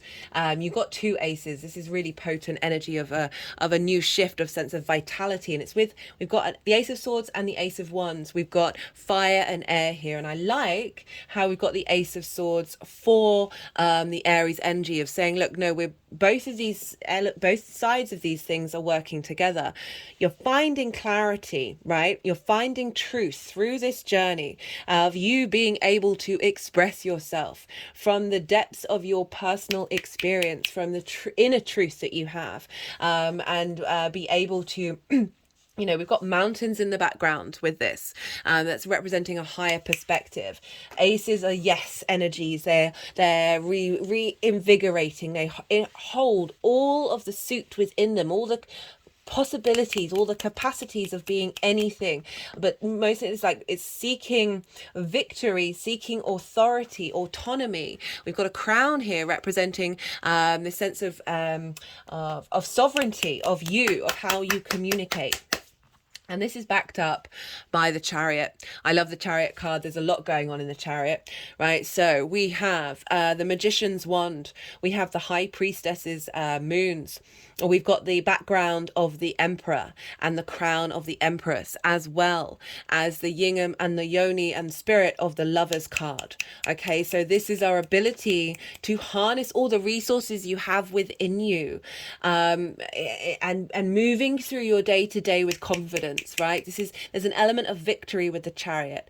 There is an element of movement, right? So spending time moving around your local community. But what I'm getting for you is, you look here, this figure doesn't have any reins that are trying to control the yin and the yang sphinxes. This is about knowing you have the resources you need within you to move through the world with grace, regardless of what's going on, the good, the bad, and the ugly. There's an innate sense of inner confidence with the Chariot, of you being able to express yourself in your embodiment of your day-to-day, right? It's a very powerful combination of cards of moving through that heartache, accepting it, being at peace with it, opening up space for those emotions to flow through you, all those blockages around.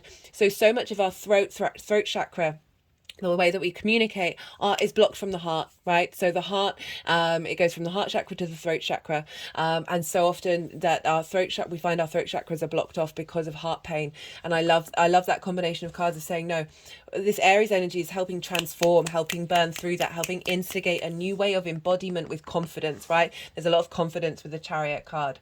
It is also the sign of Cancer, so it might be looking to asking you to look to your work, health and routines as a way of understanding what blockages there may have been in how you're able to express yourself.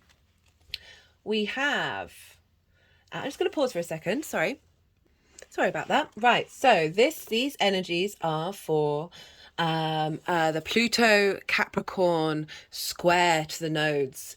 Again, very clear message here. We've got the Tower in reverse, we've got the King of Pentacles, and we've got the Star card. So the Tower in reverse. Let's look at the Tower upright first. People get scared by the Tower. Not surprised. Look at it. Looks really quite terrifying, doesn't it? I've had plenty of Tower moments in my life, and they have transformed. They have transformed me. They have liberated me. If you look here, all the chaos is happening at the top. Your foundations are still strong. This is saying we're getting rid of superfluous energy that doesn't serve you anymore. And in reverse, in the 12th house, this is getting rid of trauma responses and limiting beliefs that no longer serve you in an internal sense. So it's not necessarily the outward expression of it. It's not what's going on in the outside world, but what's being pulled down and composted by Pluto, that's facilitating your nodal growth of the communication and how you see yourself in the world. Got it with the King of Pentacles. So this is sort of the Pluto taking action. You got square energy as well. of being through this pulling down of structures.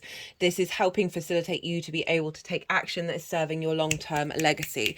Pentacles are 3D energy, us being in a state of abundance in the 3D world. You look here on the King, they've got armor on, they're protected, they're safe, they're secure, they're going through the compost and digging up that which needs to be dug up, in order to transmute, heal, sit with, understand. And I say that with the Star card. The Star card is your card, Aquarius. This is about deep emotional healing, this sense of renewal after the Tower, right? The Tower, Star card comes after the Tower card. This is about knowing yourself. She is unclothed. She has so few masks on her. She's her truly authentic self, and through this deep cleansing, this deep healing that we do, we are able to come out the other side. We're able to hope and dream from a more soul orientated perspective, right? Having dug up and pulled down those Tower structures, we're then able to breathe and relax and go, okay, well, we didn't need that baggage, we didn't need that weight on us. We've got galactic energy here, we've got earth energy, and this is a combination of the two. Like, Aquariuses can often feel like they are aliens on this planet, but they signed up to be on this planet. We all did. I mean, we're all aliens, really. Who isn't? This is about acknowledging this combination of the unseen and the 3D, of like working that together. And through that, you're able to shine your starlight. You're able to hope and dreams in ways that are breaking you out of the cycles. And so all of that is feeding into your philosophies and the way that you embody them. So even if there are difficult moments that may come up, Aquarius, be aware, hold space for them. You can find this inner peace while there's also chaos going on at the same time. We all have the capacity to embody lots of different emotions all at once, and like not getting swept away, but without rejecting that emotion in the first place. So just be mindful of what's going on, aware that it will pass if it is feeling quite dramatic. And remember the Star card. Remember the Star card. For the Libra South Node in your 9th house, we've got the Death card. This is letting go, very appropriate. That came up in the Libra reading, actually, in the introduction. This is about letting go. This is about letting go of something that has an authority over you. I always like to point out the fact that there is a monarch who is no longer with us, and it's acknowledging this sense of authority that didn't serve you, that we've had to release, we've had to let go of. Again, notice that the figure is in armor, is protected for whatever is being transmuted, whatever is being let go of. There's an element of purifying here with the white horse and the white rose. The south node is very much about that. It's refinement. It's getting to the essence of something, that which is going to last in the long term. Always remember with the death card that the sun is rising, that through this acknowledgement of life, death and rebirth, right? This acknowledgement of the fears that that may have a hold over us when we, I always think about dream therapy with that, of like, they always say, if you've got a monster chasing you, try and turn around and face it, because it's usually going to tell you some kind of trauma that you need to let go of. In the 9th house, with this combination of the 6 of Swords, I really like, because the 6 of Swords is very protected energy again, right? So we've got protection, and we've got protection that you're comfortable in this process, right? It's training you. There's wisdom here, there's elevation here, there's ease. And this is, they're protected because they're being guided from one space to another. You see here we've got the rocky waters of the land that you have come from, and you're traveling to calmer waters. But there is this sense of going to a new location, whether that's figurative or literal, but you are taking with you what you need, right? So the 6 of Swords, this is another name for this in the Aleister Crowley deck, the Thoth deck, is science. And that's like things that are tried and tested that you're going to keep with you into this new paradigm, right? Imagine you are moving home and you can't take all the things. What are you going to take? What's important to you? What's enduring? What's going to matter in the long term? And I love this because it's swords, and so this is ideas, constructs. So this is a pure refinement of your spirituality, of your perspectives, of your morals, your ethics, and all of that. I mean, this is such as I said, there's a real clarity with this reading that this is exactly what the South Node in Libra is going to do. Is going to help facilitate this clearing the decks, the transmuting energy. It's enabling you to move to a space of calm rather than this uncertainty, this rocky space of being in a land that you can communicate your perspectives from a space of integrity without feeling like you're going to rock the boat. Even if people disagree with you, it's not about agreement. It's about the freedom to express and to debate, right? Rather than being in an echo chamber or being so afraid of expressing yourself because you're going to rock the boat, that you have caused internal waves within you. This can also be about having really mastered something as well. Like you know what those core perspectives are. You're able to share them and express them in the local community. Like you're taking those perspectives to your local community as well, where there's a sense of safety and confidence in your ability to express yourself. We have, for the overall how this energy is manifesting moving forward. We've got the 3 of Pentacles and the Ace of Wands. So another ace. 3 of Pentacles is mastery, right? Confidence. You know you have something to offer. I like that this feels like a combination of both the 9th and the 3rd house, right? So the 9th house is where we learn to master something, and through that energy we are confident in what we have to express, but it's not necessarily seeking validation from the outside world. You just know what you know, and you feel good about that.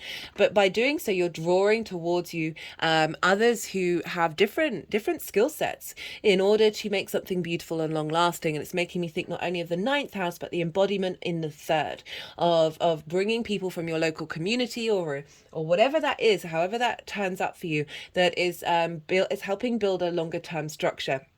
Also, your ability to find confidence in the way that you communicate with people in your local community. There may be projects that you're doing where you're now in a state of union and harmony rather than a hierarchical structure. You're able to be you in the environment you're around. And this is with the Ace of Wands, you know, very fire energy, this sort of virility, this ability to express your passions and your creativity and your embodiment of the I am in the way that you communicate. Like there's a sense of renewal, there's a sense of there's notice here that there's a castle in the background, so there's an element of safety in what you're able to do. You're feeling confident, you're not you have an internal structure that's allowing you to be able to express yourself fully.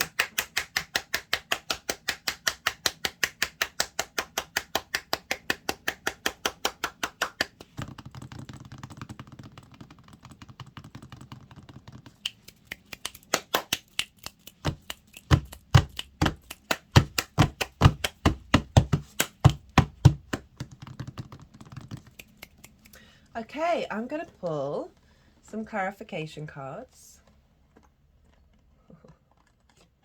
They're so pretty, but they're so annoying. Right, okay, so let's see what wants to come through for Aquarius. All the decks are in the description. Oh, there we go. All the decks are in the description box. We've got Rebirth at the bottom. I just wanted to go over my heart chakra. So we've got healing and environment. So healing of your perspectives and being confident in your environment is like instantly the message that came through. As I said, we've got rebirth here. As I said, we've got all the decks are in the description box if any of them take your fancy, as well as all the dates, all the details of what's going on for you. Yeah. Like this is the first light tarot. Let's see what wants to come up here.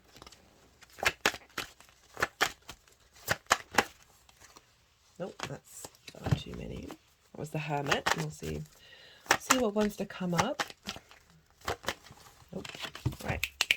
It's because they wanted to do more energy work, and this is what happens when I get impatient and I'm like, come on guys. We've just done half an hour of energy work. Oh, goodness me. Right, okay. No, okay. Oh, channeling eclipse energy is weird. Can't lie. It's, there's a lot going on.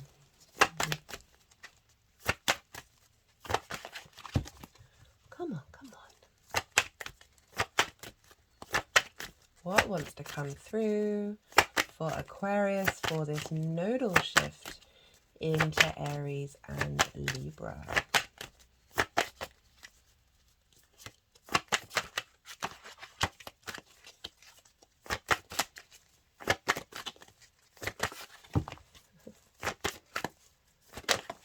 There we go. Temperance, balance, miracles, combinations, environment. So we've got environment again, a real bringing into balance your environment, a harmony of being in your local community, whatever that means to you. Temperance is about alchemy. It's about refining lots of different things all at once in order to make magic in this 3D existence. Right, I'm going to leave it at that, Aquarius. If any of this resonated, if you felt you've got some perspective, some understanding of what may be showing up, there are lots of things that you can do. This is a growing channel, so any interaction on the channel helps push the YouTube algorithm out into the world. You can like the video, leave a comment, even if it's just an emoji, or let me know what sign you're checking in for. Personally, I love to hear from you, so I love chatting about the astro weather. So if you want to tell me what's going on and what's showing up for you, I will get back to you on that one. You can watch this video till the end, even if it's on mute. Subscribe. Hello, new viewers, and welcome. Watching more than one video in a row. What's the other thing? Oh, searching the name of the channel and accessing the videos that way. That all helps with the algorithm. Obviously, do what you feel so inclined to do. If you want to pay it forward and send that energy out into the world, that's totally up to you. Be good to yourself, Aquarius. Be good to those around you. And most importantly, be well until we meet again. Capricorn rising. How you doing, Capricorn? For those of you just tapping into the Capricorn energy and it's not your rising sign in the first house, look to the house that it's in, the themes of that house in your natal chart, and apply those themes to the messages that come through. Take what resonates and leave what doesn't. It's as if that Capricorn energy with those themes have now moved to the first house. In general, regardless of whether Capricorn is your rising sign or not, Aries and Libra, where we have the nodes, are squaring your energy. Squares are an aspect of Mars. They can bring about conflict, drama, frustration, separation, winning at all costs, right? So it's two modalities, right? Butting heads with one another at a 90-degree angle, and there can be stubbornness with this energy, which is why we can sometimes get that discord. However, the other side, if these things do show up, I always say that if these things do show up, look to what's important to you in terms of conflict and drama. Look to see, well, do I need to engage in that energy? Is that important for me in the long term? Or it can bring up lessons to help heal and help release some of that energy as well. But the other side of a square is friction. Right, this is a hard aspect. Hard aspects take a little effort, right? They can be a little bit, right? But the other side of it is forging in the fires, right? So friction, we need friction to engage with this 3D linear time frame reality that we're very consciously aware of, right? Without friction, we wouldn't have all the quarks and the subquarks and the atoms all bumping up against one another. So we wouldn't have this element of time and space, right? And that's where manifestation comes in. Squares are big manifestation energy. So you've got a lot going on over the next 18 months with the nodes being in Aries and Libra, drawing into that Capricorn energy of manifestation.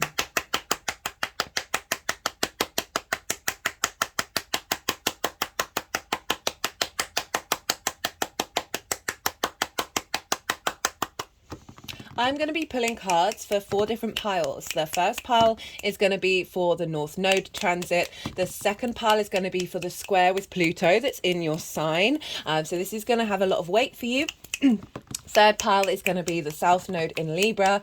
And the fourth pile is how this energy is manifesting moving forward. The energies have wanted to do a lot of energetic work for us all. We're dealing with eclipse energy here, so the energy is quite intense. So there will be a time, so far in every reading, they've wanted to do the kind of thing that they do for me, or the things that I allow more space in private client readings, where they'll do a lot of energy with the cards. They'll move them around. They'll do lots of things. Do bear with me during that. I'm going to timestamp it for the period between finishing talking about all the astrology and then talking about the tarot, when they put all the cards in the right places. I'll timestamp between those two things if you don't have time to watch it all.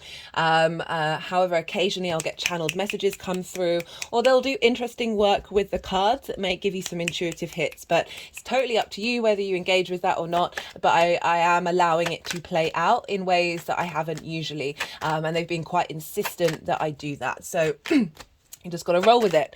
Right, Capricorn rising. Hello, Capricorn.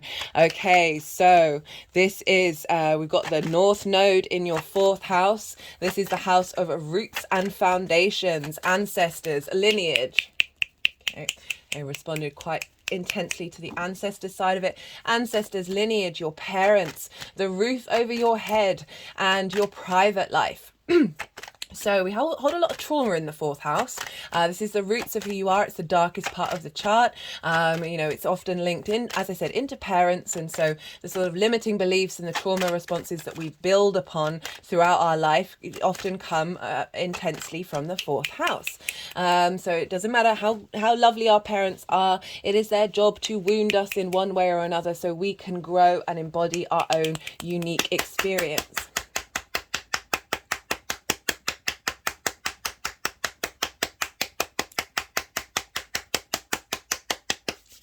Having Aries in the fourth could imply that there's been some drama and some conflict and some very independent energies, independent figures, perhaps parental figures in your life. You know, these nodal cycles are helping us heal and helping us grow and bringing in new dimensions to old structures. Right, eclipses are linked into big new beginnings, big endings and culminations. They're very intense energy, and so we're going to be having eclipses throughout the next 18 months in the sign of Aries and Libra, but just in general, wherever the nodes are. So the North Node in particular amplifies whatever's going on in Aries for you. If you've got placements there, if you've got planets, these are all going to be amplified, as well as just the themes of that house, right? And the general Aries energy. North Node is what we're striving for. Sometimes it can feel a bit uncomfortable, but we're seeking it out. It can be a little bit disruptive, a little bit awkward, because we're unfamiliar with it. Unlike the South Node, where it's something that we're comfortable with, we're refining, we're going inward, we're letting go, we're transmuting energy. North Node in the fourth house, what's that going to look like? So it's squaring your Capricorn energy, as I said, but for Capricorn risings, this is how you embody your sun or your moon in your actions and your deeds. It's your vitality, your appearance, your character, and it's often how other people see you, because they see your actions and your deeds, right? They see that embodiment of your sun or your moon. It all depends if you've got a day or a night chart, which luminary is in the captain's chair. And so we've got this squaring your fourth house, right? So this can be a seeking for expansion in your home life, a seeking for expansion and understanding of your roots and your foundations. The fourth house has a lot of karmic ancestral work going on here, of being able to tap into the ancestors, tap into the wisdom and the resources that they have there. We've had Jupiter move through Aries, which is a blessing for us all. Thank you, universe. So we've had Jupiter, this elevation, this wisdom, this confidence, this understanding of what it is that you need and you want and how you want to expand. And now we've got the North Node here providing opportunities to work on, to expand on whatever it is that Jupiter helped us learn to understand. You know, when Jupiter leaves a sign and leaves a house, we then feel a bit more confident because we've received a lot of downloads, we've received a lot of wisdom. And when we understand our own innate wisdom, then that's when we're able to move with a bit more flow and a bit more confidence. So now the North Node is adding on to that, right? And so striving for stronger roots, striving for stronger foundations, striving for a connection to the ancestors, a reconnection to parents, a balancing into a new dynamic of the way that you interact with them, cultivating of your private life, of your home space, and you know, it may be a bit disruptive, it may be a bit awkward, because we do have that square of like, okay, are these disruptions facilitating your embodiment? How are you getting this in alignment with how you want to express yourself? So there may be things that come up around the parents that are helping you realize where the cracks are in your foundations, of what it is that you need in order to truly understand where you've come from, right? The fourth house, your roots, your foundations, right? Where you've come from and why you may be embodying in the way that you do, right? A lot of trauma, limiting beliefs that may have been blocking your ability to fully manifest in your embodiment. And now the North Node is helping clear that, helping you get a truer understanding of what it is that you need in the long term from that fourth house.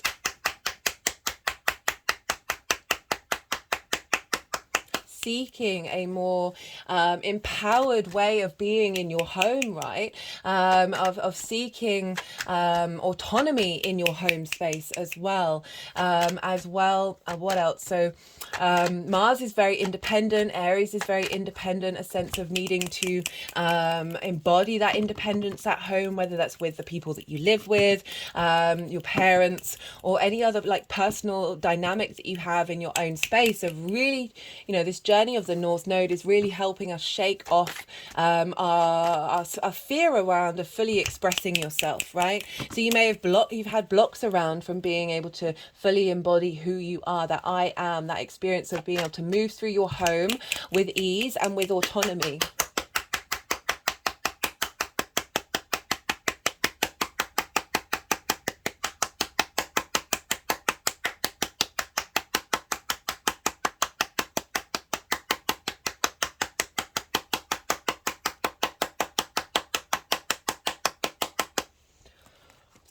okay. So these are all sort of North Node aspects. You can, right, I would always be mindful of, with either of the nodes, of being aware of how they can show up and how we can exaggerate either side, okay? What we really want is balance between the Libra and Aries axis. It's not about denying that cultivation and that rebirth of self that you're going to have in the fourth house, but acknowledging that there can be very sort of dismissive energies of Aries, of it's all about me, right? And we want to find a balance between expressing that without limiting other people's experience, without shutting ourselves off. As I said, Mars rules Aries and Mars is very independent, so it can be that we don't seek help, and that we struggle seeking help, and this can be a way of bringing that into balance as well, that we, through that desire to embody the hero's journey, the fool's journey by ourselves, we can separate ourselves from experiences that we might have been able to engage with if we hadn't just been so determined to go your own way. It is about finding that sweet spot between being independent and autonomous without denying yourself other experiences. And you're going to know that on a personal level of how that's showing up. I'm just saying, be mindful of the potential exaggeration, right? The North Node is the head of the dragon. All it wants to do is eat, but it never feels full. And you know, we can counterbalance that by being mindful and understanding of that response. And allowing yourself to sit with it. One of the things that I really like about this transit is at the time of, so this is, we've moved from yin night energy of Taurus and Scorpio, and now we're in day yang energy, which is more action orientated. It's more about what you're doing out in the world rather than being receptive to events that may have happened around you. And so you can get a lot of momentum in your home life of starting things, of instigating things, instigating new projects, instigating new ways of engaging with your private life, as well as as I said, with your parents and with the ancestors, and what it is that you truly want from your foundations that may have blocked you from being able to express yourself. But as I said, like, we can just strive for that a little bit too much. So always be mindful of rerouting yourself. Okay, and I'm going to talk about how leaning into Capricorn and Cancer later on can be a really good way of balancing that out. But let me go back to what I was actually trying to say, because my brain is all over the place. This is how I roll, because all the outer planets are in earth and water signs. So we've got this very yang day action orientated energy with the Libra Aries axis. This is where we've got a sort of a focal point in our lives right now with this shift. And Jupiter, Uranus are in Taurus, Neptune and Saturn are in Pisces, Pluto is in Capricorn. So these are all of the outer planets, the more longer term trajectory cycles, okay? So they're really helping ground us and remind us of the long term, that is facilitating our embodiment in the now. So we're getting support from these outer planets, these planets of responsibility, of magic, of uniqueness and wisdom, as well as deep transformation and magnetism. They are all helping us just slow down just a little bit, just allow ourselves to be at peace, to allow ourselves to be a little bit more balanced, a little bit more receptive, and finding context and strategy, while still being able to instigate things, right? Cardinal energy. You are a cardinal sign, Capricorn. You are linked into the winter solstice or summer solstice, depending on which part of the hemisphere you're in. And Aries and Libra mark the equinoxes, and this is about equal day and night. So it's really calling for balance, okay? But it's instigating things, it's instigating new cycles. So we're going from having gone through the Taurus Scorpio fixed energy of clearing out stuck, stubborn energy that's going to maintain us. This clearing out will maintain us in the long term. And now Aries and Libra are helping instigate new social dynamics and individual dynamics, right? Really helping facilitate what we've learned from that Scorpio Taurus eclipse series, which was also ruled by Mars and Venus, but round the other way. So whereas the North Node was in a Venus sign, now it's in a Mars sign, and we've got the flip side with the South Node. So we're going from finding peace and harmony to like, hey, where is our motivation? Where is our drive?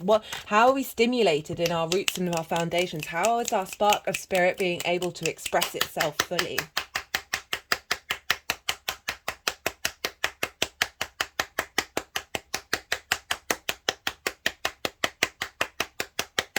Like you're seeking identification in the fourth house. Like it is that focal point, that drive, that future direction. You know, the North Node is where we're headed, what we're striving for when it shows up in our natal chart. And that is represented in the transits as well. So there's a real need and momentum. You're being pulled toward that North Node. And over in Libra, we have the South Node. So this is all about harmony. Remember, equal days and nights. We're bringing things into balance.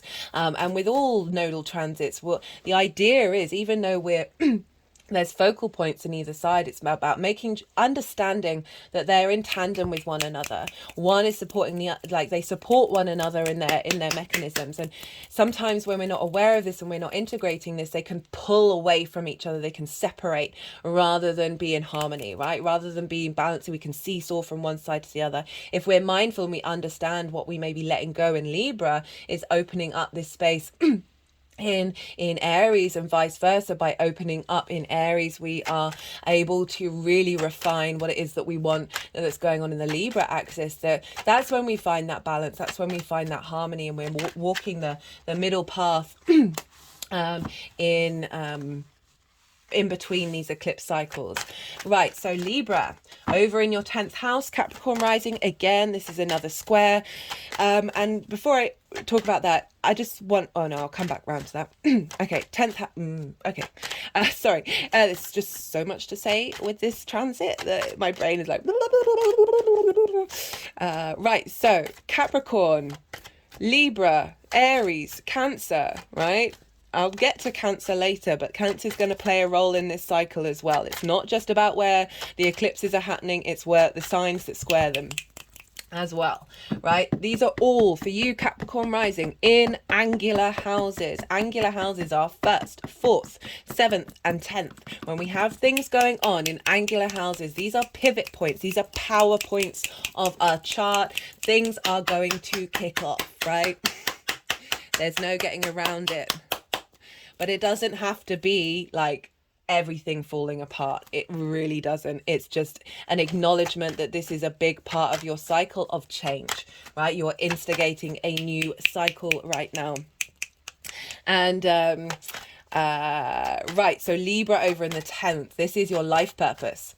Right? It's not just about work, but it can very much be about work. I mean, we have to put the work in to understand our life purpose, right? It's the thing that draws us. It's the highest part of the chart, the most visible, where the sun is at its peak on the day that you were born. So it's very visible. There's our vitality. It's that pull, that vision, that direction that we have.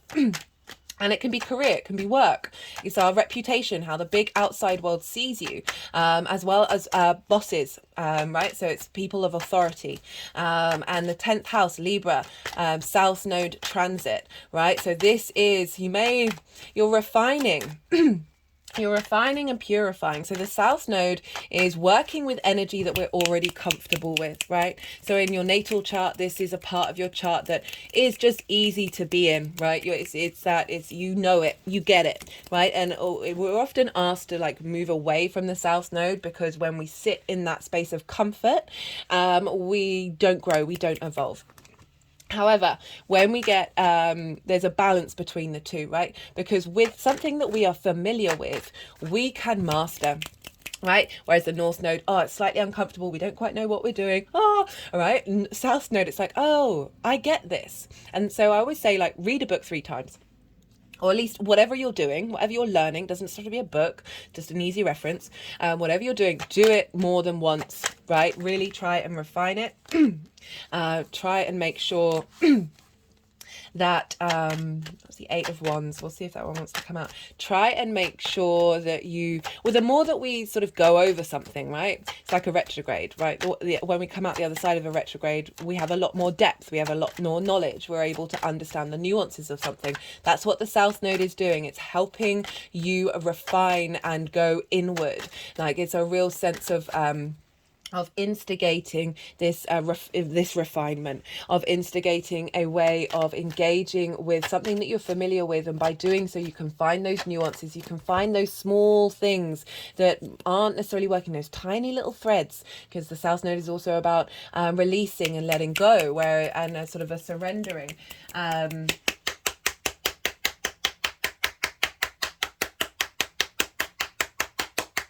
We're disentangling ourselves from the web that we may have got caught in.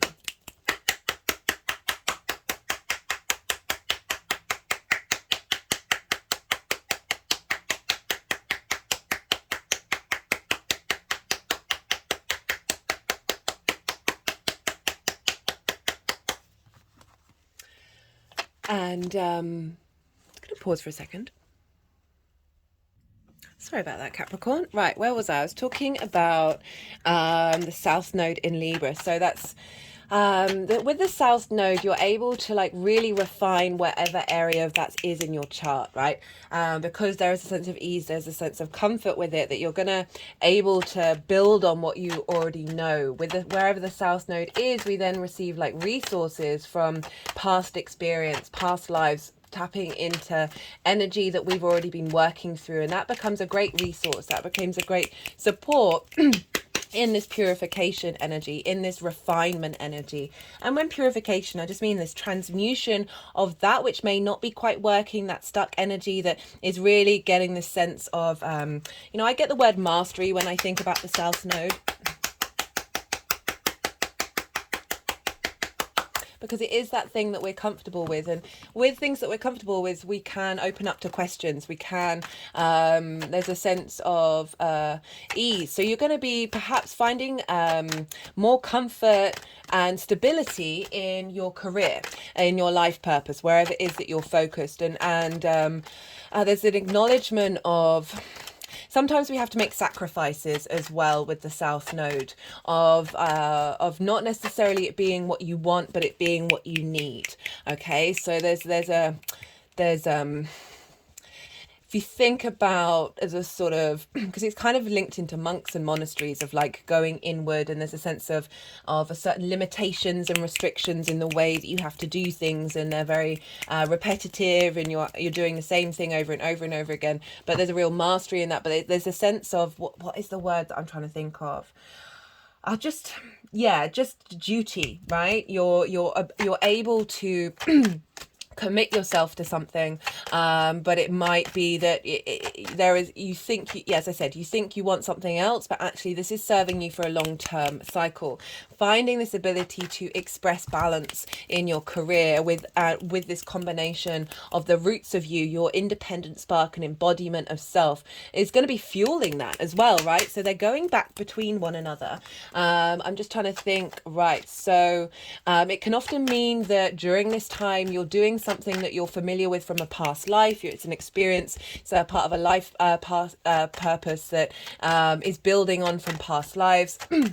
And it's just there's more ease, you're finding more space to do the things that you need to do in your life purpose area, that isn't necessarily taking up as much space as it would, right? Because as I said, you're now feeling a bit more confident in this area, or building on whatever other confidence you've already had, but there is a sense of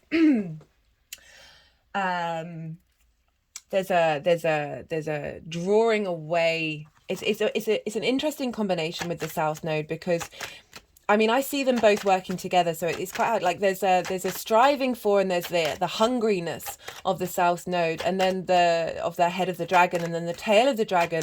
There's an element of release and letting go. But I feel that there's such direction and purpose that comes with that South Node, that facilitates that unfamiliarity that we're striving for with the North Node. That you may find yourself focused on your home life, but what actually you're doing is, through your work, is facilitating that growth of independence.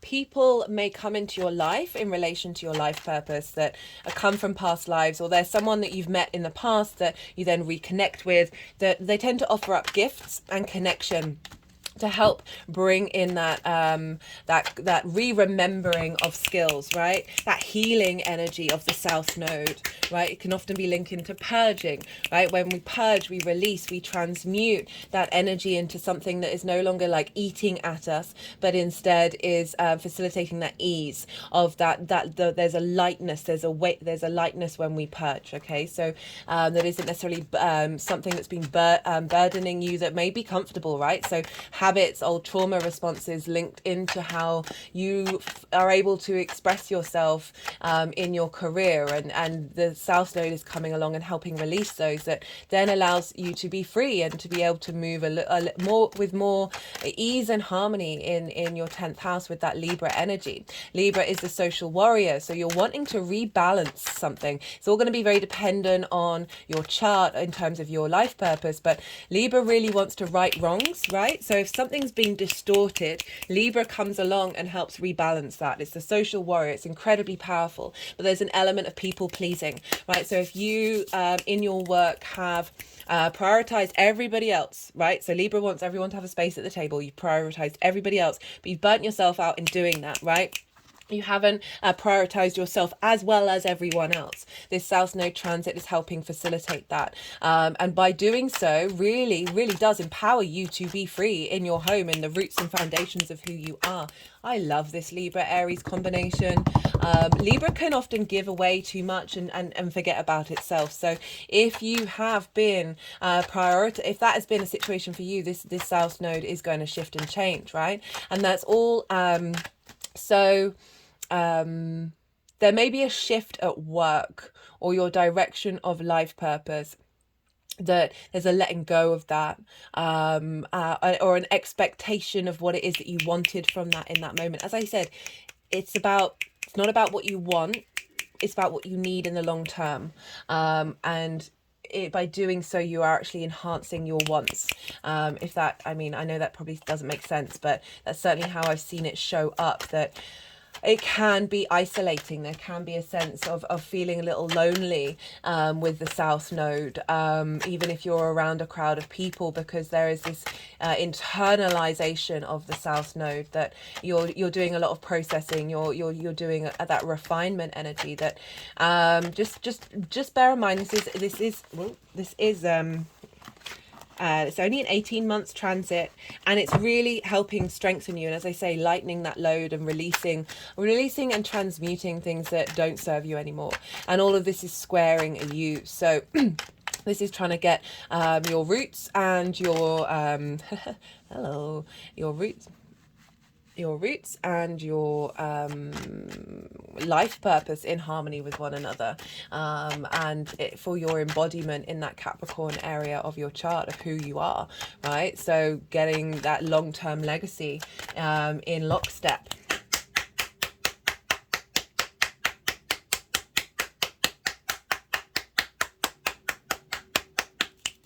Like with the South Node, like in the 10th house, you can be like, oh, I get it, like same old, right?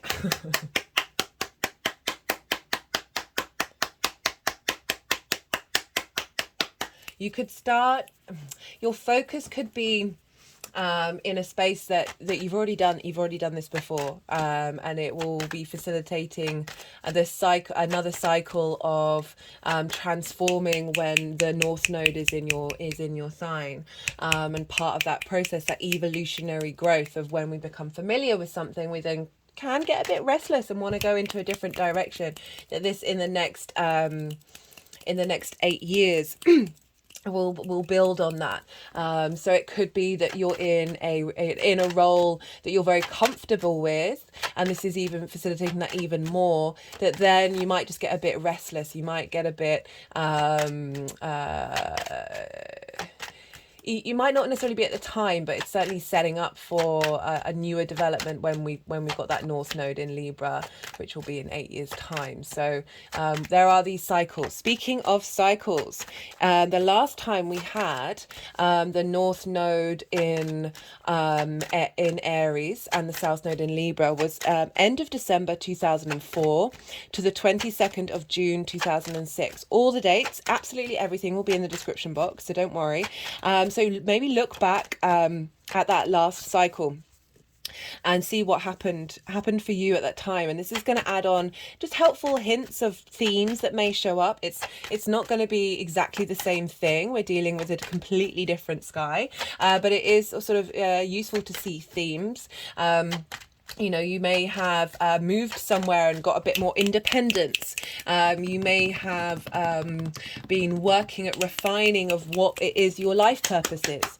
And now we're at a new part of that cycle to see what's been building on that and building on that and building on that. You also might want to look to when the North Node was last in Libra and the South Node was in Aries.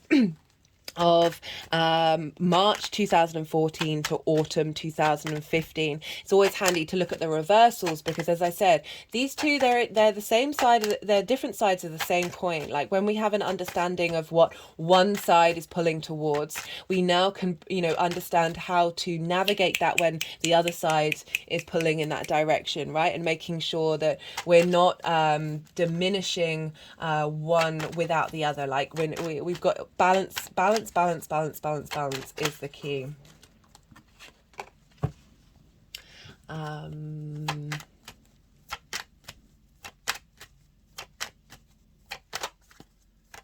Sorry, I'm just trying to think of anything. So we've just come off the bat. For you, Capricorn, you have just had a nodal series in Scorpio and Taurus. And this was trines and sextiles. So this is very supportive energy, very creative energy, very free-flowing energy between your fifth house of your creation energy. It would have been sextiles and trines regardless of whether you've got Capricorn rising or not. So it's earth energy and water energy. The sextile with Scorpio of your hopes and your dreams, friends, groups and alliances. So now this is about instigating those dreams, instigating that inspiration, instigating that sense of elevation and wisdom of what it is that you want. Right now you're building on it.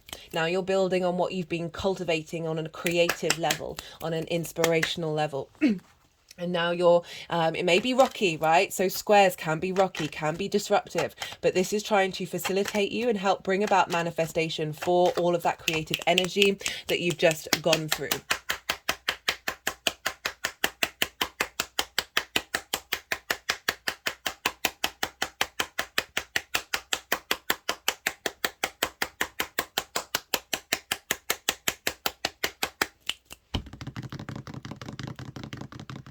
And remember, it's an 18-month cycle, but also eclipses can take a while to kick off to really show you what's going on. One of the ways of looking at that is to look to Capricorn and Cancer. Okay, so there's a lot to say. So we've just gone from a Scorpio Taurus axis. This is yin, night in nature, earth and water. So it can often be more about what's happening around you rather than what you're instigating. It's yin, as I said, yin, night in nature. And very receptive as being in observation. There can be a sense of strategy, and now we're in yang day energy, and this is go go go go go. Yeah, air and fire aren't bound by gravity. They want to move, they want to go. There's momentum. There's like it's the sun, right? The sun rules the day. Okay, so this vision, this action, this momentum, this vitality. This is what's been stimulated with this nodal axis, and what I love. Is so we're now shifting from that, but at the same time all the outer planets, forgive me if I've already said this, Capricorn, my brain, honestly, it's completely it is what it is, right? So we've got all the outer planets, actually no, I don't think I've said this. We've got all the outer planets in water and earth signs. So you're an earth sign, so air, and depending on your chart, what sort of elements you've got going on there, you may find the air and fire energy quite like it's like your high momentum. You've had 3 pots of coffee. If you've got a heavy water earth chart, it can be it can be unsettling, but it can be very impulsive as well. Okay, so what I like about this, right? Yes, Aries is impulsive. It's cardinal energy. Like cardinal, Libra and Aries, they're cardinal. They're instigating your cardinal energy, right? All the outer planets are in earth and water. We've got Pluto over in Capricorn, which I will talk about later. We've got Uranus and Jupiter in Taurus.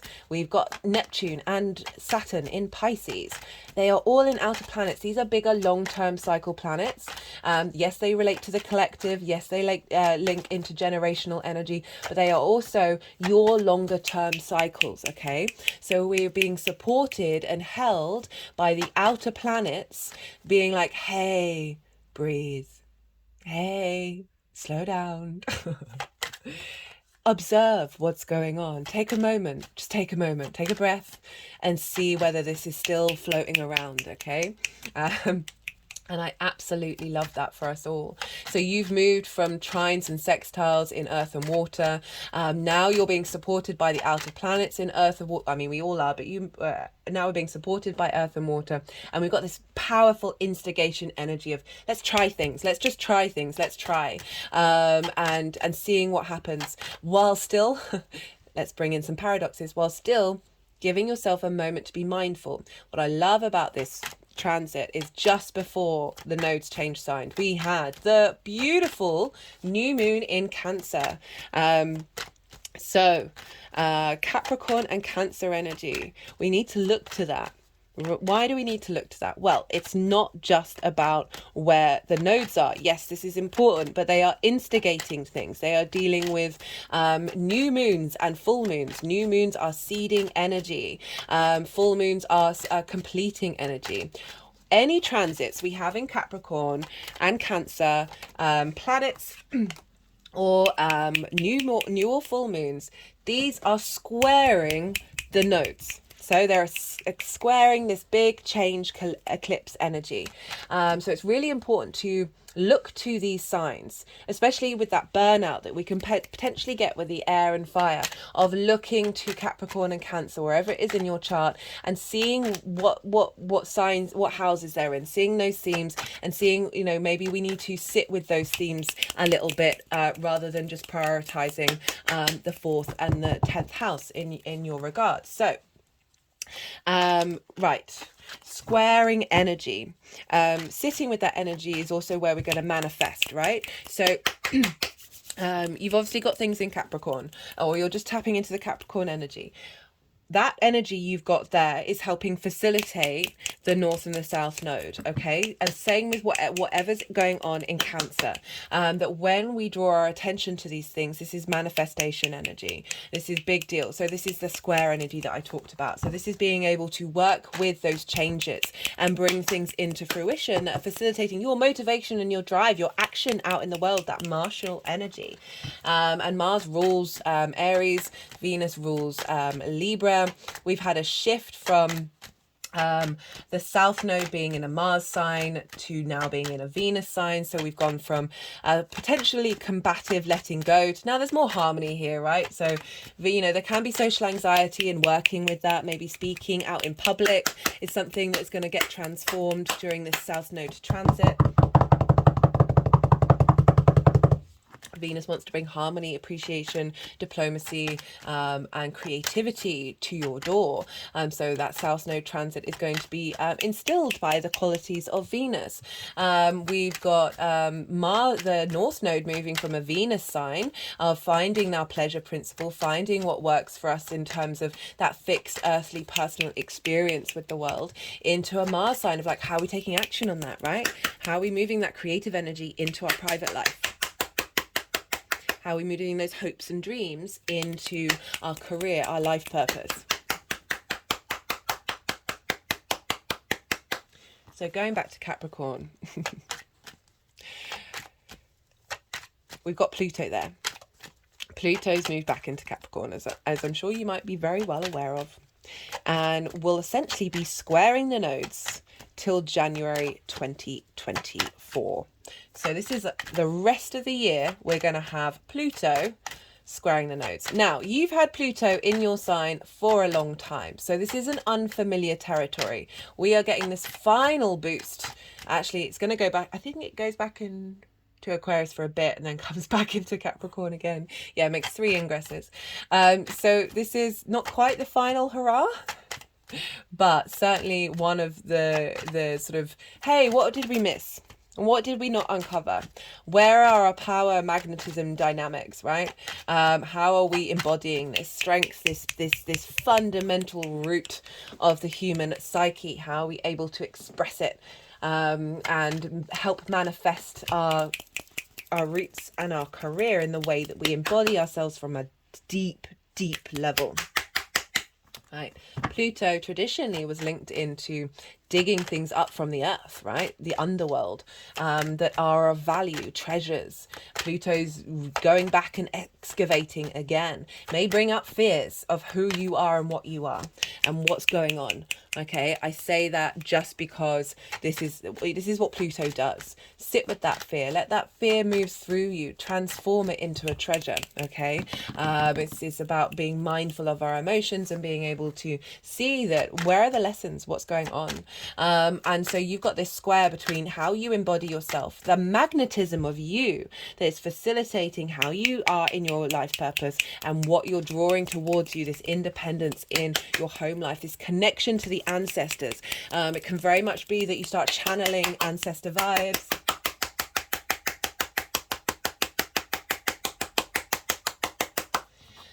Communicating with past lives, with your blood ancestors, with just the ancestors in general, and helping them work through their Aries wounds. And by doing so, helping the collective, tending to that, receiving benefits and wisdom and resources from the ancestors. It's helping you understand, what do you want? What do you want? What's the pull? What's your North Star, right?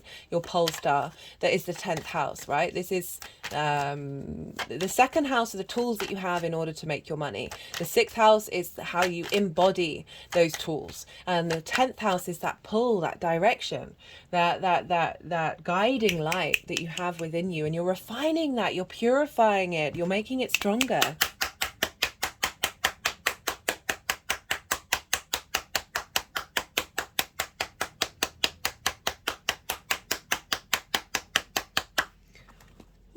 And that's going on till beginning of January. So that's we're going through intensity, right? You know, Pluto helps us look into things that we might have been scared to look into, right? That fear of death we may have, and find a way of being comfortable with it and moving with grace with it, moving with magnetism and power, this internal power that you're cultivating, with Pluto in your sign. I mean, it's not everyone gets to experience that transit, and Capricorn risings have done.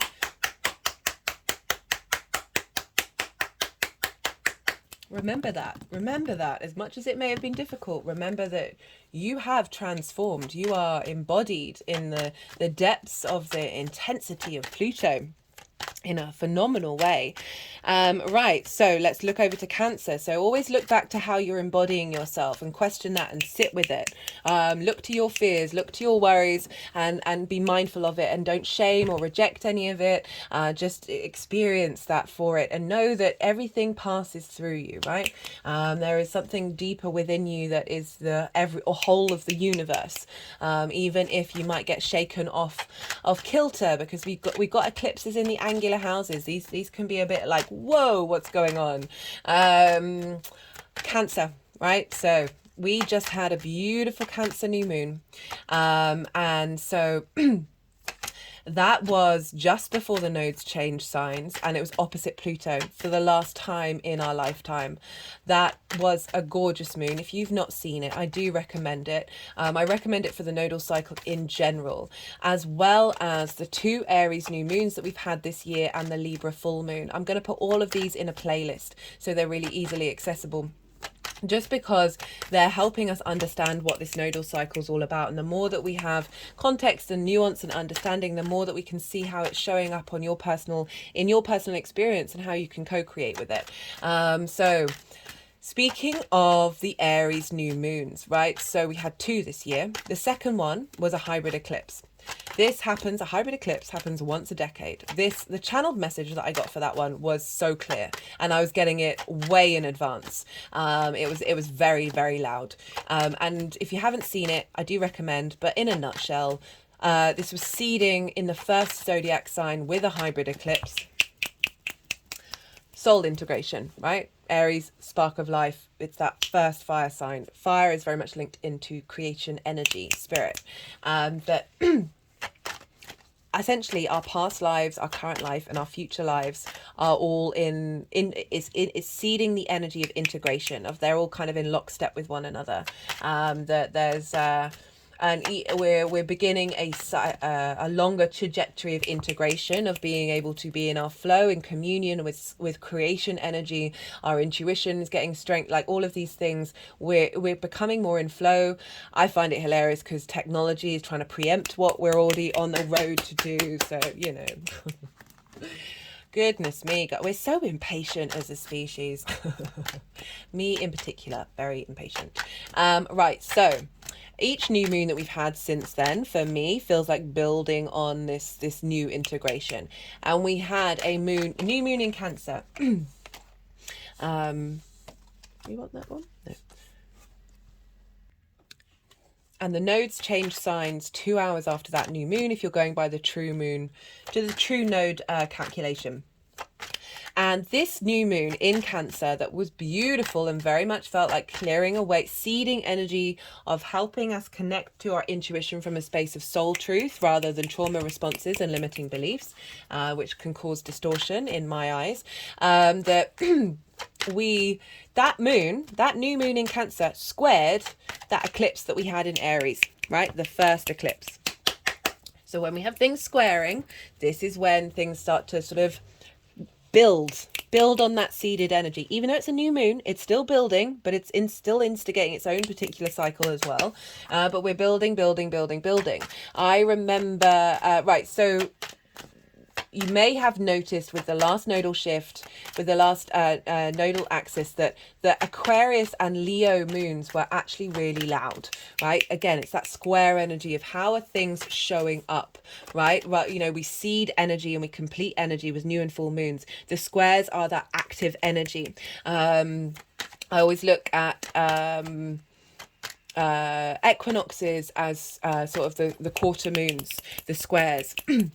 Right, so this is whenever we've got something squaring of like, this is when we've got friction, this is when we've got movement, this is how we're seeing things in the 3D world. So I'm going to list all of the eclipses as well as all of the Capricorn and Cancer moons, just so you've got an idea. Also, we're going to have any transit. It's not just linked into the moons. Any transit in Capricorn and Cancer or any planets that you've got. This is going to be sort of activating. If you've got planets in Cancer, Capricorn, this is going to mean that you kind of got a grand cardinal cross. This is when all of the cardinal energies are activating. This can feel like you're being pulled in lots of different directions, but once we sort of get into balance and we get into the middle of the chart where spirit is, this is when we can get into harmony, and it produces a generator, right, of instigation. The power behind that is phenomenal. So it all depends on your chart and how this is showing up. Right, so let's talk about the eclipses themselves. I will be doing lunation videos, so I'll be pulling cards every time for each of these eclipses to get more detailed, like as we go through this process. This is just a general reading. Out of all the eclipses, we have 3 new moons in Aries. We've already had one of them. We've got 2 new moons in Libra, 1 full moon in Libra, and a very, very questionable full moon in Aries. If you go and look up the eclipse cycles, they put almost next to this Aries full moon. So it's very interesting. We've got 3 new moons in Aries and not a full, barely even an eclipse in Aries in this cycle. So it's really highlighting the fact that we're focused on that Aries area. We are really embodying cycle after cycle of growth after growth after growth, while still being able to look at things freshly over and over and over again with this rediscovery of our individual form. Okay, so you've got a lot of new beginnings happening with that Aries area of your chart. 2 of those new moons in Aries will be with the nodes out of sign. They'll be in different signs. We've already had one when the nodes were in Taurus and Scorpio, and then we'll have one when the nodes are in Pisces and Virgo. And I love this because Aries can be very much my way or the highway. And the fact that we've got these new moon eclipses in different signs mean those energies of those signs are coming into Aries and allowing Aries to be a little bit more, okay, I can see things from other perspectives, and that's cool. A little bit more of that integration of the individual in the collective.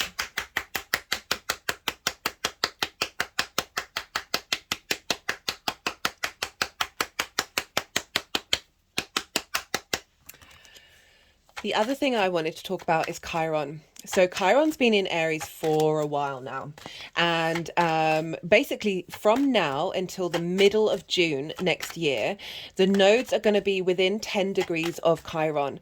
It's going to conjunct on the 19th of February at 16 degrees of Aries.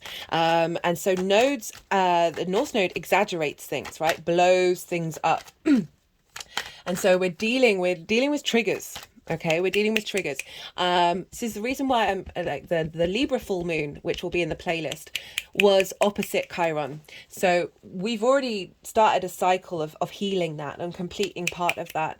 I talk a lot about the mythology of Chiron in that video, so you might want to go check that out. I'll see if it depends what else comes up for these other introductions, to see if I bring up that again, just to help refresh everybody. But it will be in the collective reading for the Libra full moon.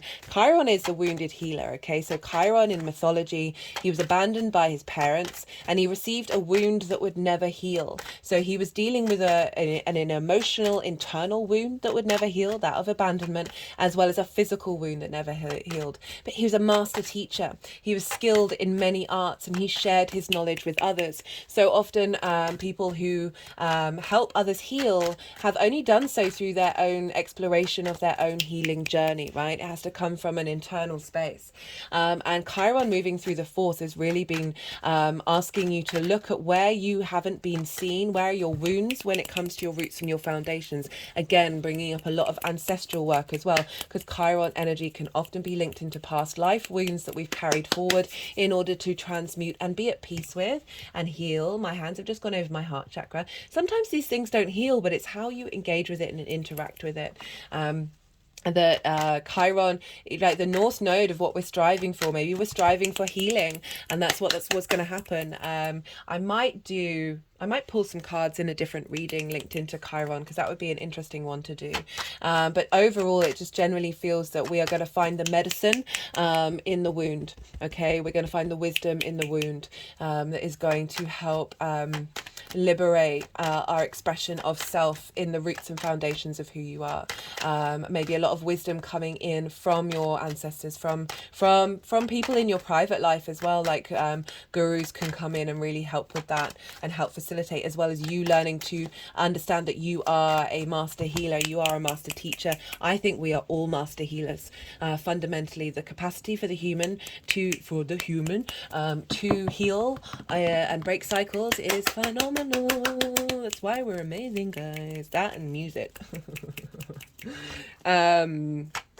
Okay, is there anything else that I wanted to say? Oh, yes, right. So, we want to look to where Mars and Venus are transiting in the sky when we're dealing with the nodes, because wherever Mars and Venus are, and the signs that they're in, and therefore the houses that they're in your chart, look to the themes of that house, and that will start showing up in what these nodes are all about and what's going on with them. Also looking to where your Venus and your Mars are in your natal chart, the house and the sign that they're in, and apply the energy of that sign and the themes, and you'll see an interconnection, and that will help add on a personal layer of what's showing up for you. So Mars is in Virgo in your 9th house at the beginning of this transit, for helping you find motivation and understand of what are your perspectives, what is the way you see yourself in the world. Okay, finding motivation and drive to figure out the small details, the nuances that may have been blocking you being in your flow, to really be able to embody yourself. Okay, so Mars, Virgo energy can be critical. Be mindful of that, but acknowledge that what they're saying is trying to help facilitate you, and it's not to pull you down.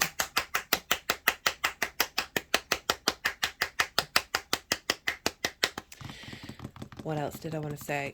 Venus. Venus is in Leo. She's going to be in Leo for ages. She's retrograding. Hey, Venus. Oh, she's just, yeah, saying hello. Honestly, so with each transit that I do, I'm very much, I notice I'm very drawn to the energies of that transit. Since the Venus transit, like, honestly, she's the main star of the show. She really is. Like, every time I'll go and look up somebody's astrology chart, and I was like, oh, they've got their Mercury at 28 degrees of Venus. I'm like, across the board, people that I meet, it's like, oh, everybody, it's Venus, Venus, Venus, Venus, Venus. She retrogrades the least out of all the planets. So when she does, she's powerful. She's powerful. She's love, man. Love is the one of the fundamentals of the universe, in my humble opinion. It certainly has the power to transform us in phenomenal ways. So she hasn't retrograded in Leo since 2015. If you haven't checked out that transit video series, I really recommend it. She's governing Jupiter and Saturn, okay? So there's a lot going, and also the South Node of your refinement. So big deal, right? Venus in Leo. Where do you have Leo? The 8th house. This is a give and take between you and the outside world. This is the outside world's resources. This is the 3D inheritance and cosmic inheritance, your relationship on the 3D level and the 5D level. How is this showing up? What's going on?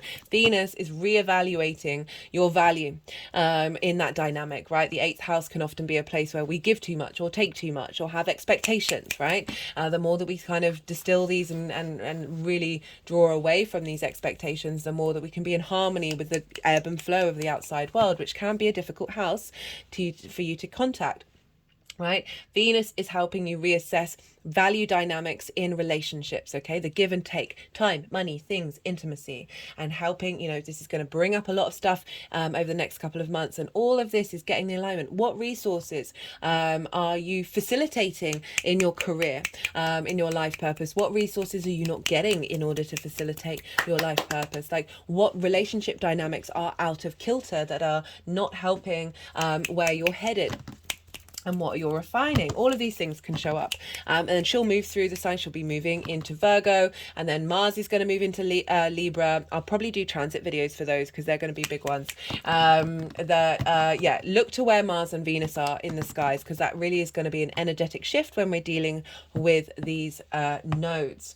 Is that everything? Well, they've put the deck down, so it looks like all the cards are out. Is there anything else I wanted to say? No, I think that's everything. That's a lot. It's a lot. Right, so I'm going to go quiet now. And I'm going to let, hey Saturn, Saturn's card. You are, I'm going to move this down. You are ruled by Saturn. So, right, I'm going to go quiet because we've had the day yang part of the video, right? Go, go, go, go, go. Information, information, information. Now we're having the yin night time, right? This is the receptive time. You've had loads of information thrown at you. Let it all settle, let it all digest. It's as if you're sleeping and allowing your brain to process. See what intuitive hits come up that are very personal to you, linked into what's been going on, what you've experienced already with this nodal transit, and what you feel may be coming. This can be a really great time to just sit and be. The energy so far have wanted to do a lot of energy work, right? I think I mentioned this at the beginning. I'm going to let them do it because we're dealing with eclipses, and as much as it may take a lot of time, it is part of the process. Sit here with me if you so wish. If you don't, I'm going to timestamp it to when I start bringing in the tarot. I will, so for some of the readings I've had intuitive hits, and I've needed to communicate them at the time. I will let you know at the beginning of the timestamp whether I did that or not. I'll also say whether there was any sort of interesting energy work.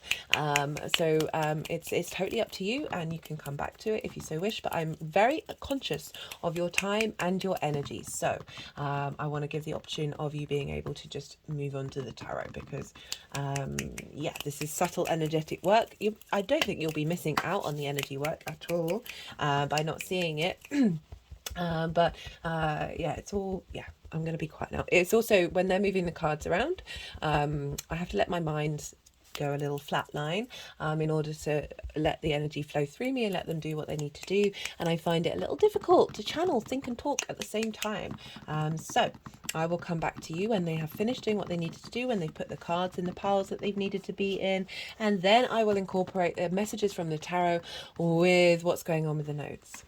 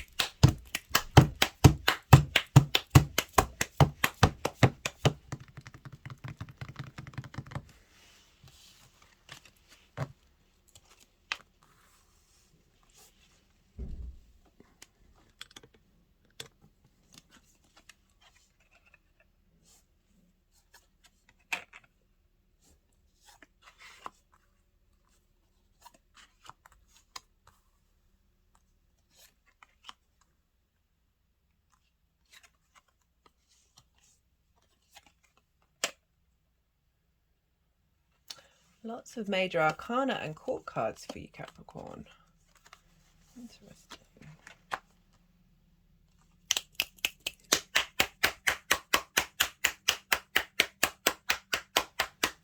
And your card as well.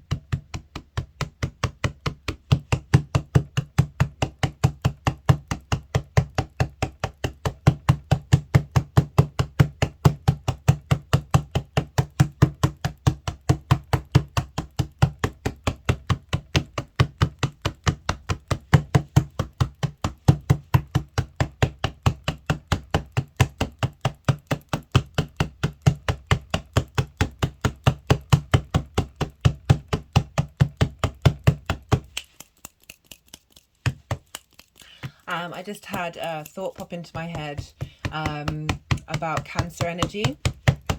and about leaning onto one-to-one relationships. Like it's having support from that area of your chart through this time, that don't shy away from that. Yeah, that was just the message that popped into my head.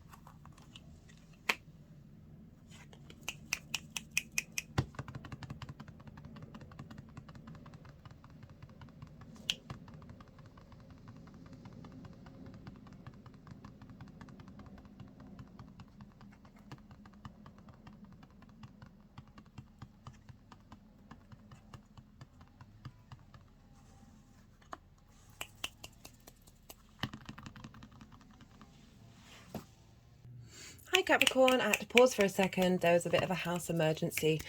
So where I live, it's a guardianship. So it's owned, run by a certain company, and they come along and they do maintenance in the garden. I let everything grow a little wild. I cultivate it a bit, but I'm very lucky to have lots of wild sweet peas. And I've been in battle with the maintenance people for years of stopping them from coming in and strimming everything, because there's all the insects there, and I want to make sure that they have a happy home.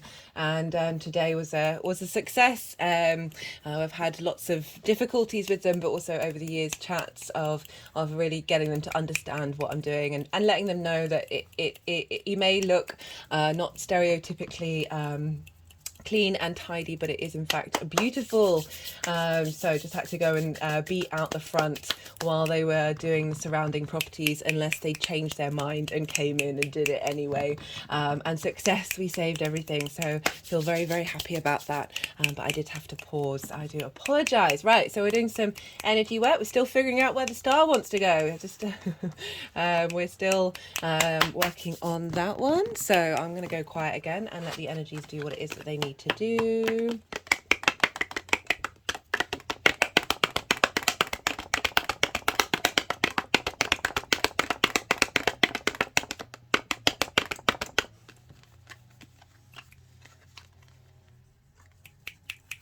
You can probably hear them strimming. That's another reason why I had to pause. It was very, very loud.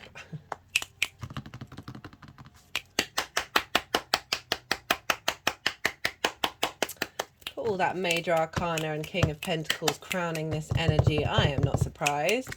We are dealing with squares here. We are dealing with angular houses for Capricorn rising. So big instigation energy, news cycles in time for you all.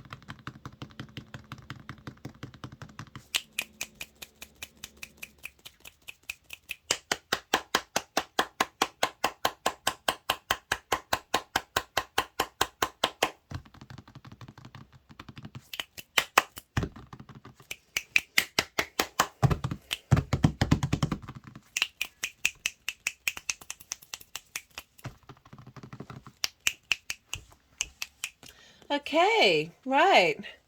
Capricorn, for those of you tuning in and you didn't watch the energy healing, I think the only thing that came up that I intuitively came into my head was you've got Cancer in the 7th house of your one-to-one relationships, business partners, clients, friends, intimate friends, long-term committed relationships. And I was just getting this message come through about being able to lean on that energy for support, okay? And not with that Aries energy being activated, we can be very, very independent, but it's not about being independent at sacrificing everything else around us. It's about knowing that you have people in your life to lean on if things are difficult, if things are a little bit up in the air and a little bit conflicting. Make sure that you check in with the people who have your back, right?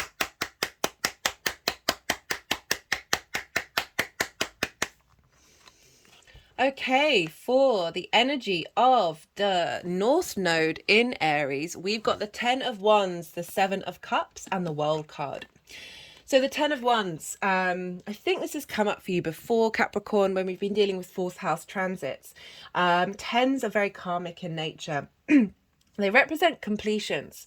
And this 10 of Wands, you look at the figure, like there's nothing wrong with hard work. Hard work is a wonderful thing, but it's whether you're feeling like this, okay? This figure is hunched over. They cannot even see the sky. They're so burdened by the weight of what's on top of them, right? And I often feel when we get 10s showing up in the fourth house of, especially this with Aries, right? So you're holding not only the weight and the burden of your own passions and your desires and your roots and your foundations and where that stems from, but also from past lives, from ancestors, from lineage, from parents' expectations.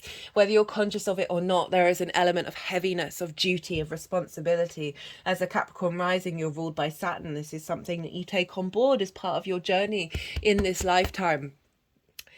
And there's a house at the end of it, right? So there's an acknowledgement that you're heading towards safety. You're heading towards home, a sense of comfort, a sense of ease. So on a sort of energetic level of this journey of the North Node through Aries is helping you help clear not only your own weight and burden, but that of past lifetimes, that of ancestors, that where their passions, their drive, their ability to be their unique self, all of them were not necessarily fulfilled. By making peace with that and working with that internally for ourselves, we're able to lift that burden. Another thing that I get is like there's a sense of momentum, there's a sense of movement with the North Node in the fourth. It can be seeking to find a new home, okay, or the way that you engage in your home life. It doesn't have to be a figurative, literal move, but can be a figurative move of picking up all your passions and your drives and heading out into the world to find somewhere new. And it also can be that this journey can feel like there's a lot going on, that there's a weight, there's a responsibility on your shoulders to get home, whatever that means, whether that is connecting your spirit to the creator energy and strengthening your foundations that way, or finding a way of navigating through all the work and everything else in your chart to get to home, to be able to relax and be able to be yourself in the home without all these burdens weighing you down. As well as literally picking up sticks and finding a new home. And that may be difficult, that may be that may feel very heavy, but there's a completion at the end of it. There's a liberation of finding somewhere where you can be independent, where you may not be bound by other situations. We've got this with the 7 of Cups. So the combination of these two is quite interesting, really. The 7 of Cups represents choice, represents being able to dream. There's a fantasy element to the 7 of Cups. But one thing that's just really popped into my head is talking to all the different ancestors. Okay, emotionally connecting with all the different ancestors that all the numerous ways of which you're able to transmute this energy, and it's not only going to help them but help you. Of realizing also potentially that you've got options of where to go and where to move, what it is that you want. How do you want to embody yourself in your home life? What is it that you want? What are you striving for? And a questioning of that, and being, this is so interesting, the combination, because this can be a heavy energy, very weighted energy, and this is very much a dreamlike fantasy energy of like the combination of the two of them is through. If you are feeling a weight and a burden, you're able to tap in to the fantasy land. You're able to then imagine and dream about what possibilities you have of where this North Node is taking you. This is crowned with the World card. This is your card. Well, this is one of your cards. So this is Saturn, who is the ruler of Capricorn. The Saturn, the world card, is completion again. It's a different kind of completion. It's an acknowledgement of having gone through that hero's journey, having come out the other side, and you know yourself way more, right? This is the roots and foundations of you. So if we're thinking purely about you and your energy and what you're doing with this is an exploration of what you are and who you are and what feels like a burden, what feels like a pleasure, and how do we bring this all together in order to express ourselves at the root of foundation of what it is that we then emerge into the world. The world card is about knowing yourself, truly knowing yourself. Saturn is all about integrity, acknowledgement of cause and effect, long-term cycles, your legacy, right? The more Saturn brings up boundaries, because we don't know what our boundaries actually are, right? And the more that we understand and get to the core principles of those boundaries, the less boundaries we need. And the more that we're able to embody ourselves fully. You know, this is a boundary, but it's also a zero where all possibilities are. So the world card is about knowing yourself, and when you know yourself fully, the world opens up to you, right? So there's a sense of feeling whole in your foundations, in your home, in your private life.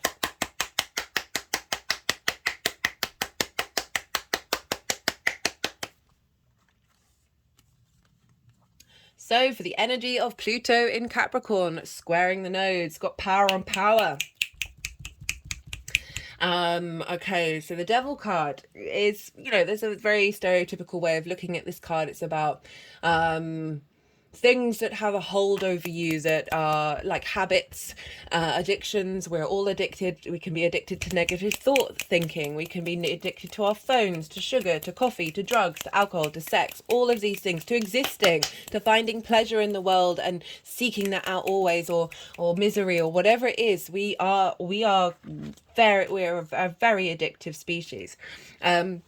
That the Devil card is representing this transformation, this sense of what has power over you, that you can then flip the switch on that, that you can then turn that into wisdom, turn that into something that nourishes rather than pulls you in. The Devil card is also the Capricorn card. You are the sea goat, right? You're able to traverse mountains as well as swim in the ocean. You are able to go through any situation and keep going, right? There is this element of play hard, work hard with Capricorn, and finding that and bringing that into balance. But, you know, the Devil and Jihad were in early Christianity and early Islam. They were an inner process, right? This engagement with mindfulness of the battle that we have within us. Okay. But there's real honor and strength of this acknowledging of the 3D existence and the power that you have, the magnetism that you have to bring that into, right, Pan, right, in sort of pagan Celtic energies, putting horns on your head represented fertility in this world, the strengthening the earth energy rising up, that sap, that fertility, that being able to bring things into power.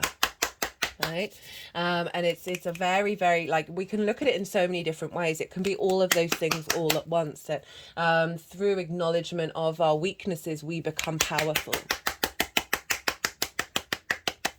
because as long as we don't shame or reject any of it but come to sit with it. We've got this with the Four of Pentacles.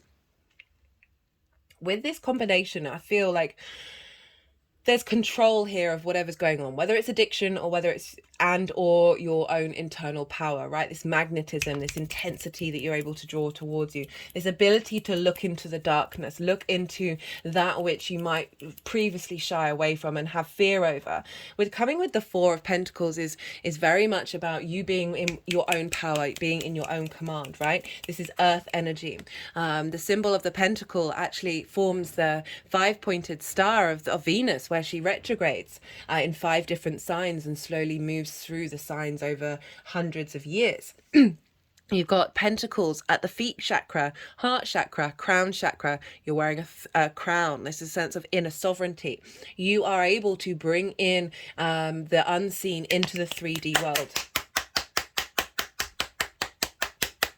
and feel confident and feel in command of your own internal space, your physical form, and the way that you move through in the physical world.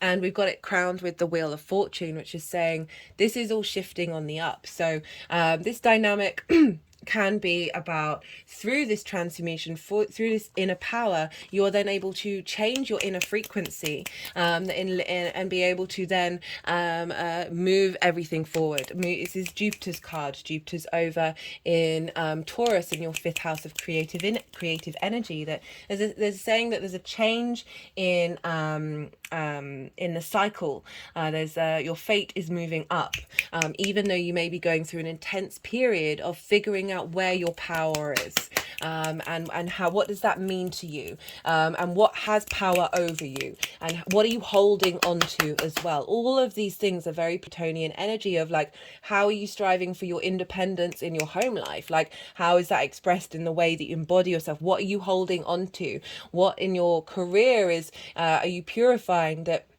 are bringing up these things in, like, well, who am I? What is it that I want?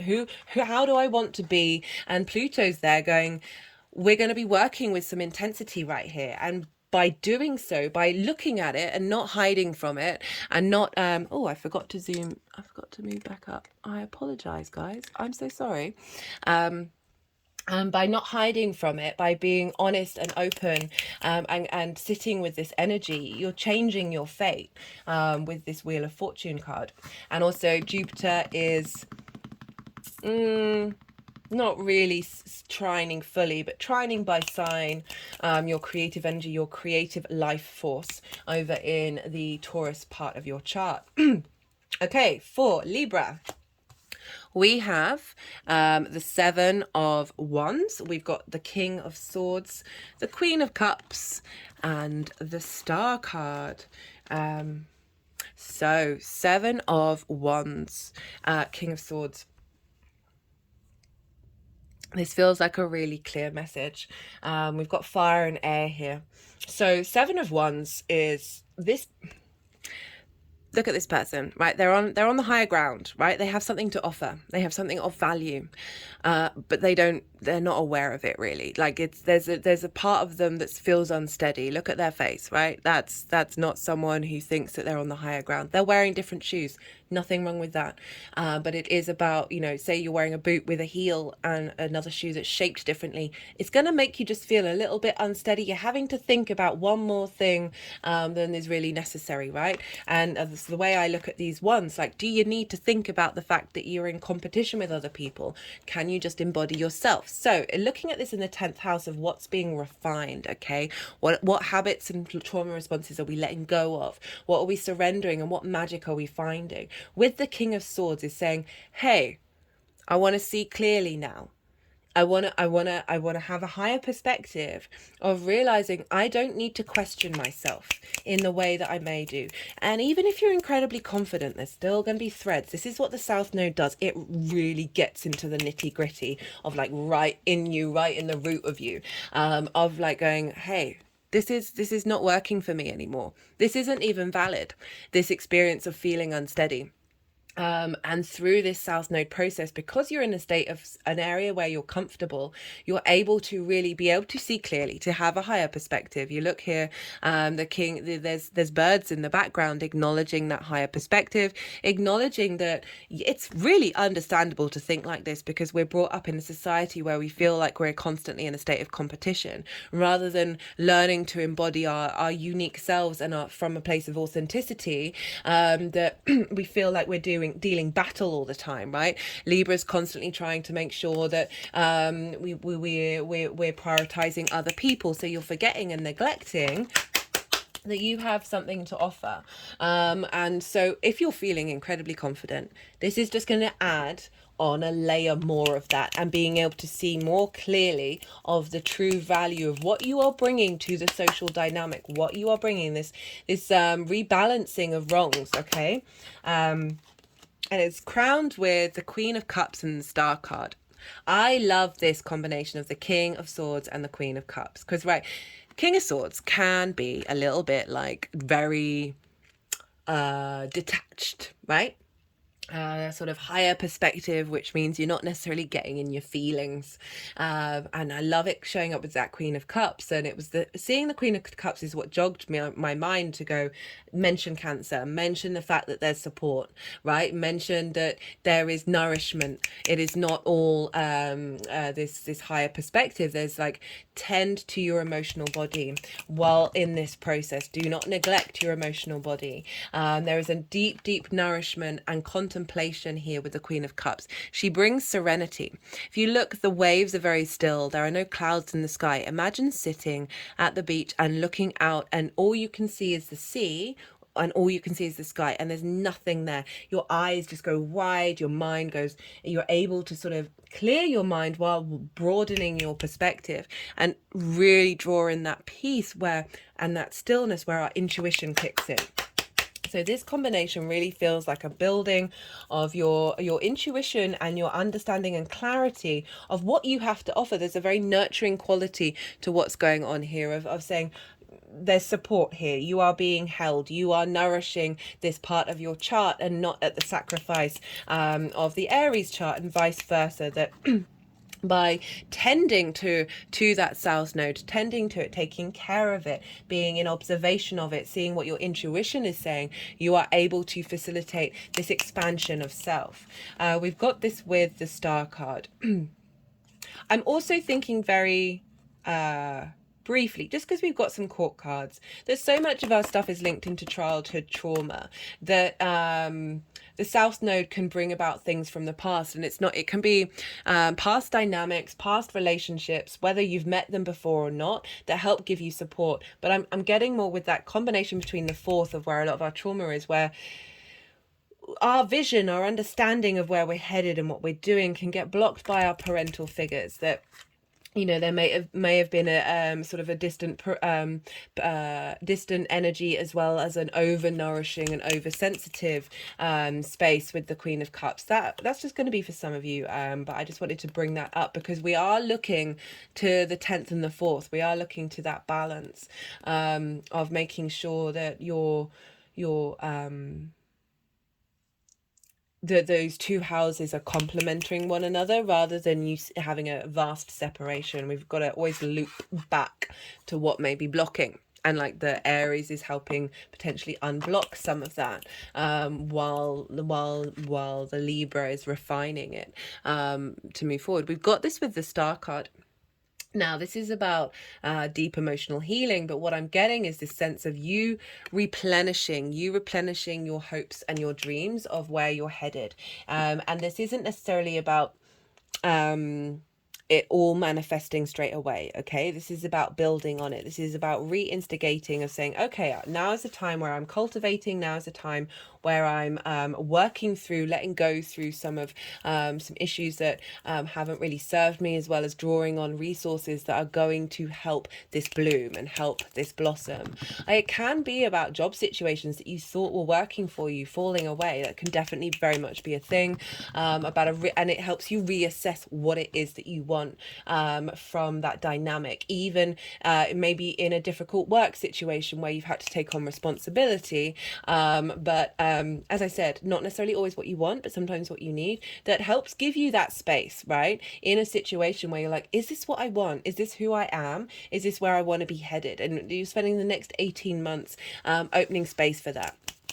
And doing this acknowledgement of healing while we're doing that. Okay, so this is about healing and really getting to understand your authentic self in the way that you express your star energy, the driving light. You know, I said about how it's the North Pole are guiding, not the North Pole, the North Star, the pole star of what guides us, the 10th house. Of through this process, we're able to reconnect to that. And really feel that in the depths of not only your 3D experience, but your 5D as well. Okay, so this energy manifesting, moving forward. Got the Knight of Cups and the King of Pentacles.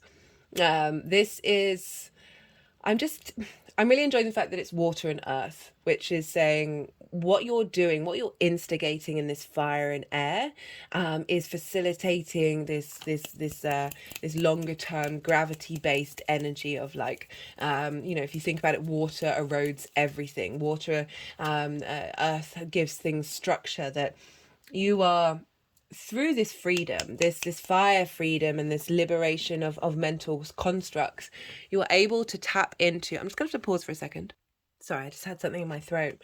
So the Knight of Cups and the King of Pentacles, right? What I was, while I was drinking water, it was just like, oh, that's such a great combination, because we've got the earth energy of the King of Pentacles, of through this journey of strengthening your foundations, you're able to take action that is serving your long-term legacy. Like earth energy is very loyal, very committed, right? Let's do this, let's take action in the 3D world. From those, like, there's a sense of authority coming through with this understanding of yourself, and this confidence now with the Libra energy as well, because it really does, through that purification, through that refinement, we're like, oh, I actually know what I'm doing, I know what I want. And it's combined with the Knight of Cups, which is very dreamlike, very romantic, very soft around the edges, very sweet energy, of just you just feel like you're in your flow.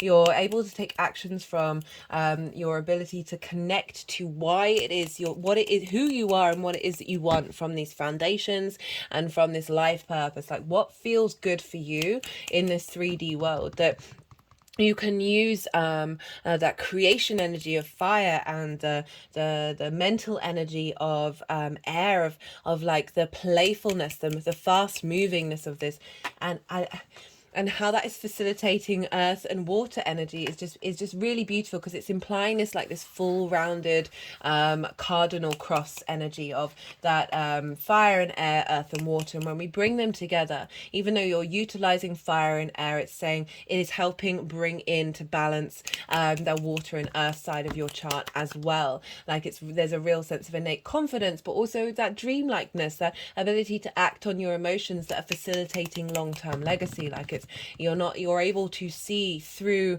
the chaos, right? And have a sense of clarity about what it is that you need for the next cycle, right? Very being able to take action based on your imagination. I'm just feeling a lot of support coming through from the ancestors as well, of wanting you to walk through the world feeling good and feeling at ease, but not and there's a playfulness with the Knight of Cups, but not denying yourself of your long-term legacy. Like, there isn't a sacrifice point here. Everything does feel very imbalanced. Okay, I'm going to pull some clarification cards. So let's see what wants to come up.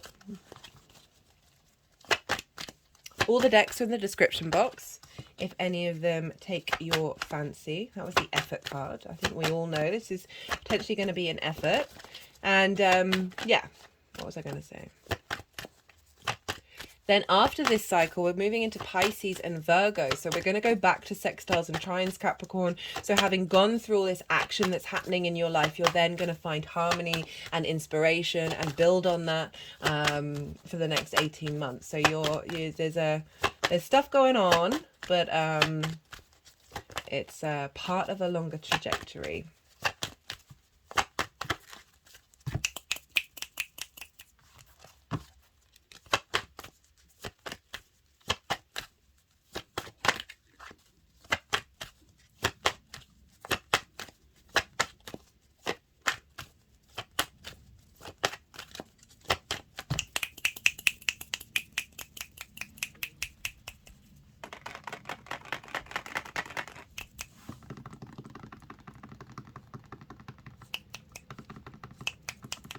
Yeah, because you are being supported by Jupiter in Taurus, which is another sign that Venus rules as well. That because this is a Taurus card and this is Jupiter card, I'm just thinking about that. Like, you're finding real deep wisdom with that creation energy. So that is trining your Capricorn stuff. So that's going to be yeah, very supportive.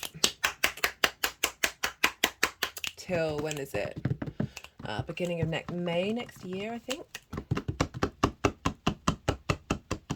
And then it's going to move into Gemini, which will trine the Libra energy of your life, your life purpose, and it's going to be in the 6th house for you, Gemini's work, health and routines, and getting some wisdom there that's going to build on facilitating that not only the Libra South node, but also the Aries North node.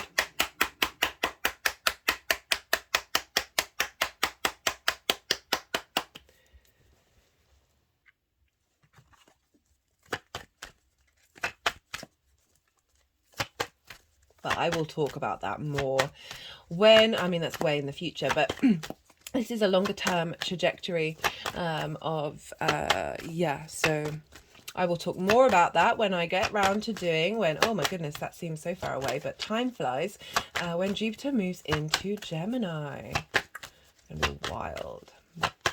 Yeah, so I think that's sort of the main transit, that Jupiter in Gemini. I haven't really mentioned, just because it's going to be later on next year, but it will kind of make the other main, because all the other planets, they're all either side, but they're basically either side of the North and South node. Pluto is obviously going to make some sextiles when it goes into got the adventure card, 2 5s, change. Okay, so this, I mean, life is an adventure, but it's sort of saying, I feel like if there are difficulties, it's saying, like, really try and focus on it being an adventure, and have no expectations, right? Even if it's totally disruptive, like you have no idea what the universe is trying to reroute you to, and really seeking out this new adventure in your life that, yeah, can is like, this is the first like tarot.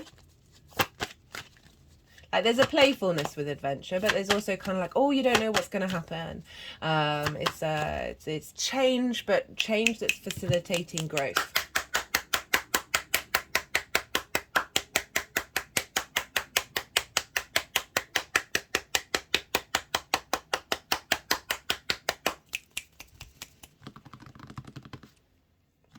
Yeah, I'm just trying to think of when I had the North node in the 4th house and South node in the 5th. I moved somewhere that facilitated my old career. Okay, so that can also be something that can come up.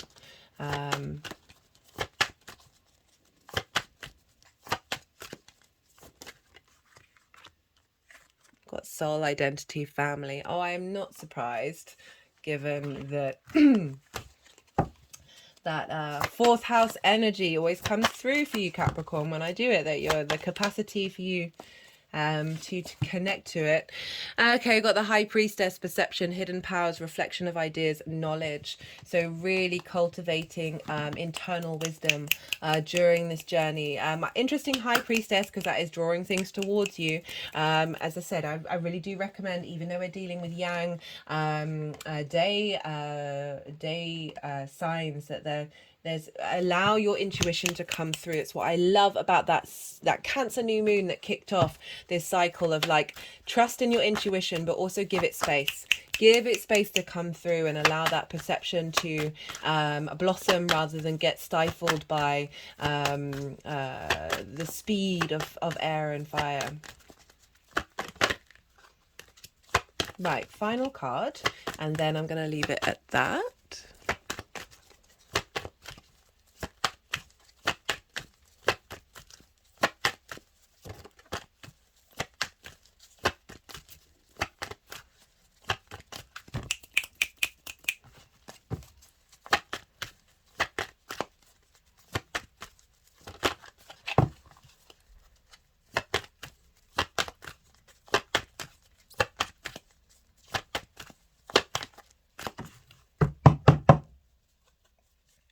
Got change at the bottom of the deck. Fives across the board. Okay. I mean, not surprising. I've just gone through North node, south node. It's the other way around for me. In Taurus and Scorpio in my 10th and 4th house, and changes happened. It wasn't a disaster, and it certainly there was difficulty, but knowing that was happening and being able to take a step back and saying, okay, well, what is the broader picture here, rather than my immediate like and really finding a lot of wisdom in what's happened, and very facilitating. Right, I'm gonna leave it at that, Capricorn. If any of it resonated, there are things that you can do to help the YouTube algorithm push this forward. Like the video, leave a comment, even if it's just an emoji, or let me know what sign you're tapping into. Be good to yourselves, Capricorn. Be good to those around you, and most importantly, be well until we meet again.